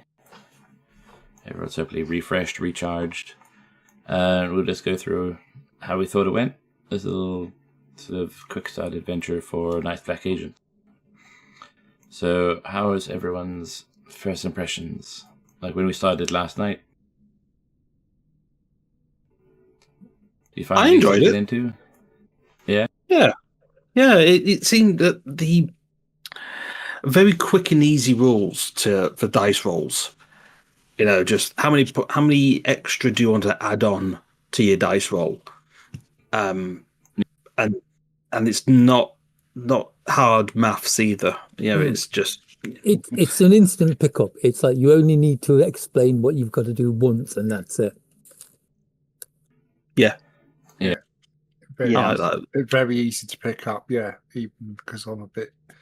Yeah. So, and I was ill last night, so yeah, so that was very good. Yeah, it's also kind of easy to explain too. It's like these things you don't have to roll, and these you do, and you use the numbers like dice pools. Like you're in as far as getting started. Yeah, I mean, I think it's quite straightforward. I think the only thing is like a little bit of a thing is because you have the slightly weird split that you have like here's a whole list of skills that are like you automatically, if you've got this, you automatically get stuff and you can pay for extra hints. And then the other one is like the other half of your sheet is this is a dice roll system with plus points. So it always felt like a little bit weird. But then yeah, I think it's just once you get into it, it's fine. It's just like when you see it at like face value at the beginning, you're just like this feels like a little bit like almost like a game of two halves. Yeah. It's if you're not used to, it can kind of weird at first. I agree, especially and yeah, a couple of times there are folks who are like, oh, can I here, let me spend my investigative points, and they had to be like, oh, no, you don't need to do that. You just just a thing you do. It's nice that the character sheet physically separates those, because I think it could get really confusing otherwise. Yeah, I think the way they lay it out quite works well. Like everything's sort of grouped together by like sort of like a broader group, like academic, interpersonal, technical. What I did like, just to kind of help with organization. I like that all of our characters had different traits, but they all had something very important to do. If that makes sense. Like Flea was the wheelman. I'm guessing Andrew's character was the muscle. I was the tech guy, and I guess Lloyd, you're the jack of all trades. Oh, medic, were you? I was just the medic. Yeah, that's the thing. Yeah. So the problem with the medic is that you kind of there when people get injured, but like he's got like a weird spread of skills. So yeah, he's a little like of a spread around guy, but a jack of all trades. Yeah, it's half like, and it makes sense for a medic. It's half like scientist and half kind of interpersonal stuff. Yeah. So you got like quite a diverse range of skills, because that's the problem. It's kind of the thing with like, if you're a medic or a shrink, is you're just like, well, you have one skill that works on one attribute, and you're like, well, obviously you need to build out from that. So he just ends up with. Mm-hmm. Yeah, I think it's quite nice. You roundabout. Feel overall the pre-gens were kind of well constructed and make sense. Yeah, as they were. Yeah, definitely. Yeah, I do. It seemed to me you guys fell kind of really easily into your roles too. Whether or not you always followed it, like sending Morgan into talking areas, but practice perfect. Missed all of that. He's never going to learn. He got the job done. Yes. Yeah. Awesome. So I think it's gonna be quite cool to see the other bits on the sheet, like your drives and your like symbols and stuff like that coming into it more often. Like, because it'd be in a longer game, it'd be quite interesting to see how that sort of plays out. Yeah, I really think this game is meant for longer or campaign play. Like, there's a lot of stuff that's in the main rules book that this does not touch, which seems like it'd be really kind of fun to get into. Things like there's like a conspiracy pyramid you can like fill out, like you're doing like the red string thing where like you kind of build that out, and then the players and characters kind of go through like the different levels. And it's like, oh, this is how the bad guys like react to when they do this, or this is their entrance to this here, things like that. Yeah. And there's even one called like the Vampyramid, which is the same for like the vampire overlords or the undead. That's cool. How do you feel about it as a quick start adventure, sort of as an introduction to the system? I think it's a good demo scenario. The thing was, like, when I signed up to do this, like, I thought it was a quick start, and it turned out like, I'm like, yeah, I'll do it. And then I looked, and then I'm like, oh, it's not actually a quick start. It's a demo adventure. So it had like a minimal, like a page of rules included. But there's a lot. There's some things from the book that weren't in there that I thought would be handy to have, and a lot of things about like even combat kind of was just out of it. So for me, I thought it kind of got the mood and feel across, and the general like, this is how the mechanics work. But like, there was also just a lot of improvising and on the fly, and I don't know what this means that I had to do. Yeah. at the same time. I mean, I think it's quite a good basis for one. I think it just needs a bit more working in to like a full quick start. It could actually work because like you've got like your like distinct sort of acts and locations, and like we can kind of expand on systems and try them out, and then just lead people through it till the sort of final fight they're ready to go. I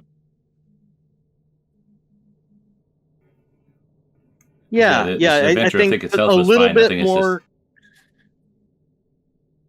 of the combat, or even like even more, possibly more guided. And I think there are other demo scenarios for this system that maybe do that a bit better than this. But like I said, I went to this originally with the understanding, my incorrect understanding, that this would be more of a quick start. But I think it could be very well a quick start, and I think like the it's not a bad adventure, like at all. And it's meant to be kind of run, this adventure, like there's a lot that's meant to be run on the fly. Like it specifically gives you a lot of pieces and lets you kind of put it together in different ways. So how did that combat work then at the end? Because we weren't rolling for like sort of hit points or anything like that. So I was like, how do we know how bad it is? Like how were we progressing with killing it? It's it's so tough because the target numbers like are hidden. So basically enemies, like NPCs and enemies, have what's called a hit threshold, which is basically their target number to hit. Yeah. So, and then on top of that, the vampire has some armor where most of the mooks didn't. So depending on what you rolled, like how much over the target would tell you like what effect it would have. So I was trying to balance, like, it's got this armor, so you're hitting but not actually damaging it, and trying to describe that, as opposed to like you rolled your like full roll was good enough that you actually got through to it. Yeah, a bit. It's so there were points like the submachine gun, like that actually did work. Like it took off some of its health, so I tried to describe it as like seeming to be a lot more effective than some of the cuts. But you're right, it can be frustrating, and maybe this is a part where it's like even if you don't tell them what the target is or something, let them know like you connected and you connected with damage, just as a lesson for me. Yeah, I think you did that pretty well with you hit it and you sort of like took a chunk or something out of it, but you didn't go all the way through. So that just says to me that we were close, but we just close but no cigar sort of thing. So like the D&D, like, oh, it hits off of its armor or whatever, like I connected but I didn't damage. Okay, or like the bullets went straight through it, but they're still writhing in pain because of it, exactly. I think it's one of the ones that like it. Oh, sorry. Sorry, that I could just go back to that one. It's just because you have it's one of the things where it's kind of like, because of how the points work, it can be a bit hard to gauge, because like at the end of the day, like you only have the one dice to roll, and your points to then try and like overcome the threshold you're sort of hitting. Then it kind of gets to the point where you're just like, okay, I've used up all my points. I can't really do anything. But I mean, it was just like an observation at the end there. But I think that's just kind of because we kind of, I just like the simplicity. We just threw stuff in at the wrong point. It was just a simple system. I like, so it's not too convoluted, which was nice. I think as well, because that always leans itself to narrative stuff as well. I say simplicity always works well in a cinematic game. And it was because you allowed Flea to at the end. You did have to reel it back in, but you let Flea do what he wanted to do, but you had to reel it back in, which is fine. But that was a good way you could, let players do what they wanted to do, which was nice, within reason. Obviously. Yeah. One of the things is because this, like I said, comes out of spy thrillers and stuff. Like also when there was like quibbles over equipment and stuff, and how much you're going to pay for the flashbangs, it's like I was afraid it was going to get to that Saturday Night Live sketch with Steve Martin as James Bond, where he's on his own dime, so he's like super cheap, and he's trying to play like Baccarat for $1. Yeah, so I was like, we need to move along. Like, so I tried to, I keep it going. But yeah, there's options in the book too that let it get more complicated if you want to. But at the same time, like I'm trying. Like I really do like rooting for the characters. I've never been a fan of like the antagonistic model of GMing. So yeah, you came up with that. I'm like, all right,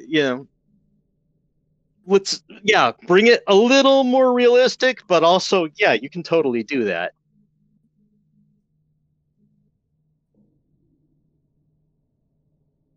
We thought, what are we still up? I don't know. We're going on bullet points, are we? We got some vague ones, but did you have anything you want to add or? Yeah, really. Did you guys feel like it was a good emulation of kind of espionage action thrillers? Yeah, it'd been nice if the baddies. Oh, sorry, Lloyd. Oh no, I mean, I was going to say, like, it feels a little bit more like Jason Bourne sort of espionage, where it's a lot more like actiony than like your what you kind of expect from espionage, where it's like a lot of like you don't really physically engage with. Mission Impossible. Meets National Which is Treasure. Interesting you say, because they specifically call out like the Bourne movies as like one of the touchstones that kind of inspired the creation of the game. I would say that's not a criticism, it's just an observation. I thought the enemies would have been a lot more difficult to take out. It just might be me thinking that, but just my opinion. If I'm allowed that. Yeah. I totally get it. I thought they were a bit squishy when they could have been a lot more like brutal, if that makes sense. Like when they, like, for example, when I was trying to put something in this gob here to try and bite my hand or something, or done something to maybe infect me or something like that, something. Or like when Andrew's cat went in and shot someone, they would have shot him back. But yeah, or something like that, a bit more. So we had time to rest, but I didn't think we were under enough threat, if that makes sense. Right. No, it totally makes sense. Yeah. I think I erred on side of caution. I erred on the side of squishiness and kind of moving everything forward as opposed to more fighting. And that was my balance. And also like it also is a reflection of some of the stuff that wasn't like in the rules. Like not criticism. Damages. I understand that, because it's like if you're introducing people to a game, you don't want to kill them all in the first 5 minutes. Yeah. Only one or two. No, it's just I wasn't criticising Cash. It was just an observation. No. I get it, and yeah, like I said, I that was a GM. That's less the rules and more the GM. But yes, no, I get what you're saying. Like you expected kind of also, I was like looking at the clock at the end as well, like for that last fight. So I could have tried to complicate it more and make it go longer, but also I knew like we wanted to like go through the review and make sure we had time for that. So, but I wanted it. I tried to balance like how much needs to be done versus like we've got another task ahead of us. No, that's fine, mate. Like I said, it's just something which, if you did start playing this again, which I'd like to play something like this again because I thought it was interesting. Maybe over through, I don't know, sessions, and then you could really be worried about how your character is, and take some time. Yeah. To have to be like, all right, we need to get to a safe place and rest and refresh, and we're low on resources. It's like someone's took some injuries, right? We need to get some medicine from somewhere. Oh look, he's got contacts. Get someone to this ASAP, like a doctor or something. Yeah, but I mean that's the thing. Is like that's only a quick start. It gives you as well. That's a stripped down version of the game, isn't it? So yeah, it's just an observation. Yeah, but that's the thing. The structure they give you as well is one that works quite well. If you want to make it a bit longer, you can really build up how much time you spend at each location in terms of like stuff to do and things going wrong. It was so simple to do, though. It's not criticism, because I prefer keep it simple, stupid, and it worked really well. Okay, so. How did everyone feel about the mechanics? Do you think they worked well with the theme and style of the game? Like, did they feed into the actual sort of narrative? Definitely, it's like they really added to like the sense of speed in the game. Yeah, that's because it's a space opera. Well, not a space opera. Sorry, it's a cinematic, and you don't want to be sat there counting up your dice, adding things together, taking things away. And you just lose the momentum, like you said. Yeah, it's just quick action. So you just roll 1d6 and add a very simple number, like 1, 2, 3, maybe 4. It's not that difficult. Yeah, I like the idea of the investigative abilities too, because it takes out a whole lot of fiddly, like, oh, am I able to do this or do that? Oh, I don't know, let's find out. And then like, oh, if you really want it to happen, try to fudge it or whatever. Like instead of like rolling like perception, either they have the noticeability and they notice something, or if it's like it needs to be a gamble, like, oh, do you sense some trouble? Because if it's not trouble, like what does it matter whether or not they notice then? That they notice. Yeah, I mean, I think everyone has had that, like an adventure of some sort where like everything just ground to a halt because someone didn't find a clue or something. Because I remember having a Call of Cthulhu campaign where people the whole thing stalled in the first room because they were supposed to discover this clue in like a secret compartment in a desk that started the whole adventure, and they couldn't find it.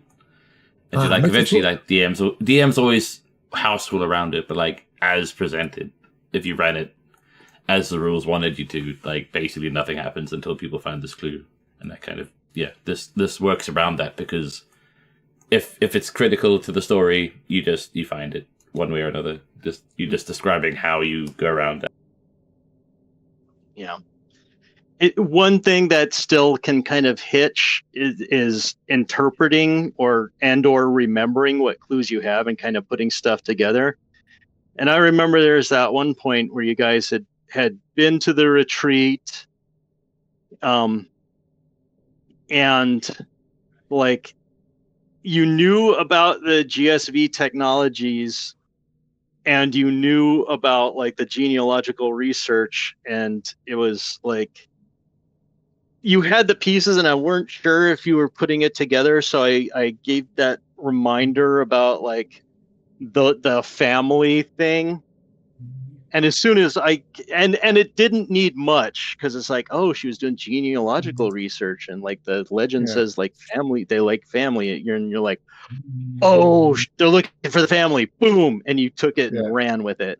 Like I've seen GMs do that too, where they won't, like if the folks are obviously stuck on the interpretation and putting it, like won't do anything, and I don't like that's.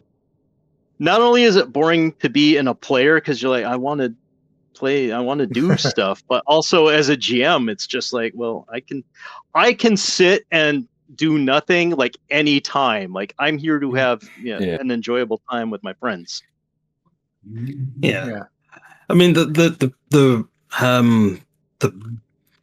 point of a GM is to point the players to the story, or put the story in front of the players.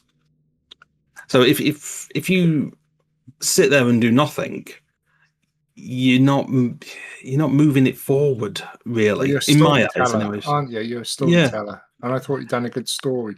But you did, like I said, I did take a couple of prompts because it was probably, I was like half asleep last night, with whatever. But no, it did. I thought a lot of it was well thought out, Cash. Oh, lost someone. No, Hello? we've gone all funny on the stream. Oh, Discord derp. Discord derp. Yeah, back again. Yeah. Discord duck. Yeah, there we go. So from a GM perspective, how would you think this would work for a new GM? Like, because you said there's a bit of extra work you had to put in. Do you think that makes? Is it much effort to pull it off? I don't. Oh, Cash, sorry. Oh, go for it. No. Go ahead. I'm a new GM, and that seems a really simple system. As long as you've got bullet points written down what's happening, and you've got some reference material. Me being a new GM, I'd like to run the game because I'm a new GM, unlike most of you who are very experienced people in GMs. Yeah.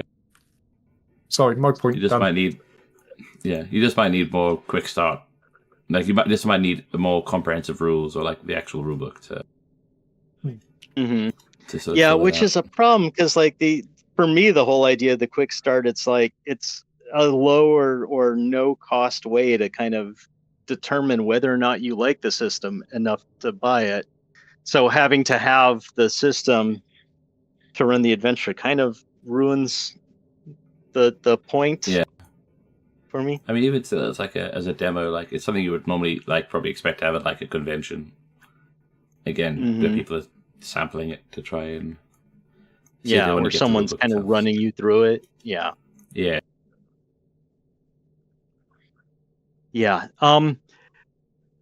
For a new GM, it's like Andy said, it's a good system to just get your head around, like the actions and kind of how it works. Especially if you can understand like the investigative abilities and kind of how they're separate from like normal skills in other games. Or if you're a GM who wants to kind of get more practice at doing some things on the fly, I think it's good too, because it's kind of an easy game to kind of rearrange some stuff around. Like the adventure is written, there's some relationships I changed and where like people were in things, which there's a whole campaign for this game called Dracula Dossier, which is basically just like puzzle pieces that you can put together in a bunch of different ways depending. It's kind of made for that. So if you want to be like, okay, I want to get better or practice more kind of the improvisational style, I think this is good. Yeah, that's cool.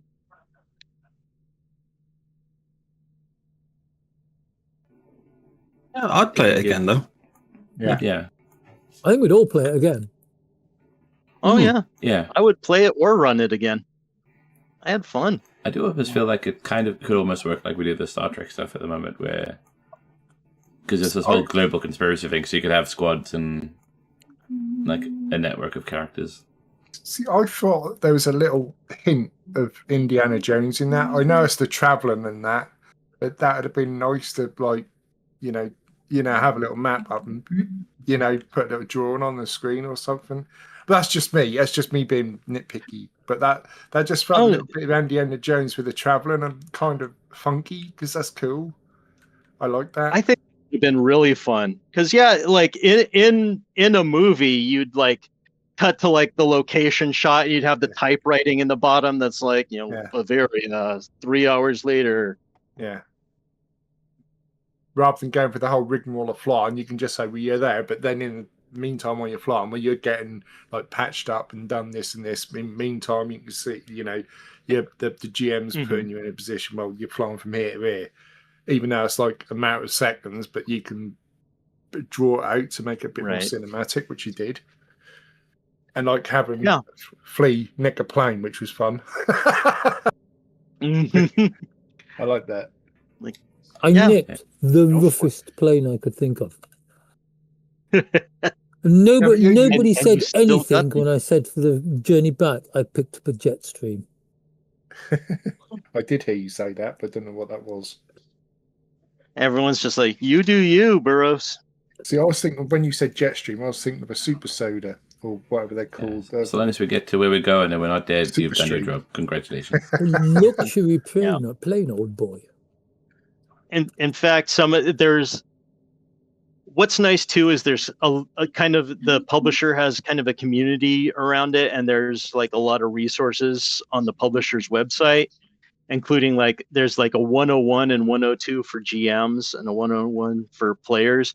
And one of the things is like these guys are like, remember that the characters are competent, trained individuals. So like, and it gives an example like, oh, can I find out where this like payments came from? It's like, you're an experienced, financial analyst. Like, yeah, you find that out in seconds. And if you want to do some hacking, you like make a digital intrusion roll. Like if they're traveling, they can get on the plane and cut to the plane landing. Like, you don't have to like agonize over, Yeah, it's nice. Like do the whole Murphy's rules thing of like, this person has a 50% chance to, die walking across the street. Like, how do they live? So glad I didn't reverse over anyone. I think a lot of games forget to do that, though. Point out the fact that, like, you may be like a starting character, but you are actually like, you know what you're doing. You're a capable individual.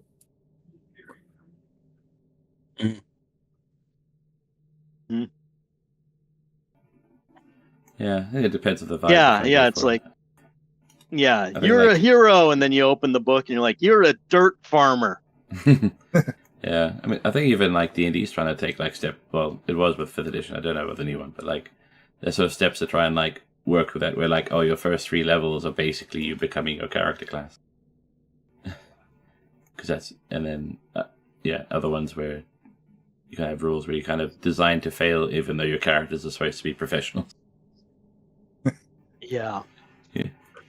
So I've seen games where the characters are like semi-immortal, like mystical creatures, and it's like, you have a combat time, you have like 10% chance to hit anything, and it's like, wow. So I'm just I'm a powerful mystic doofus.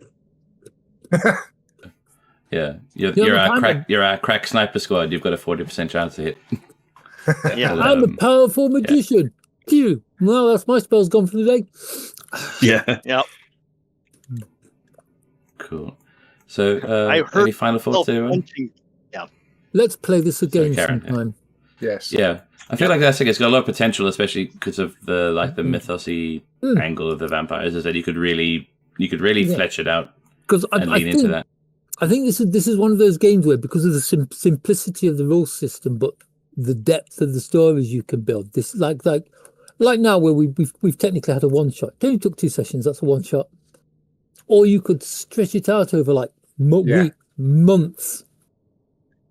Mm-hmm. Yeah. If kind of the. Oh, go ahead.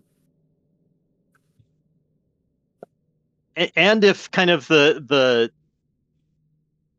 themer, you're like, oh, the system sounds cool, but I'm not sure if I'm down on like the vampire thing. Like, there are a lot of flavor. Like, the system's called the Gumshoe system, and there's a lot of different flavors of it. You got straight up Cthulhu.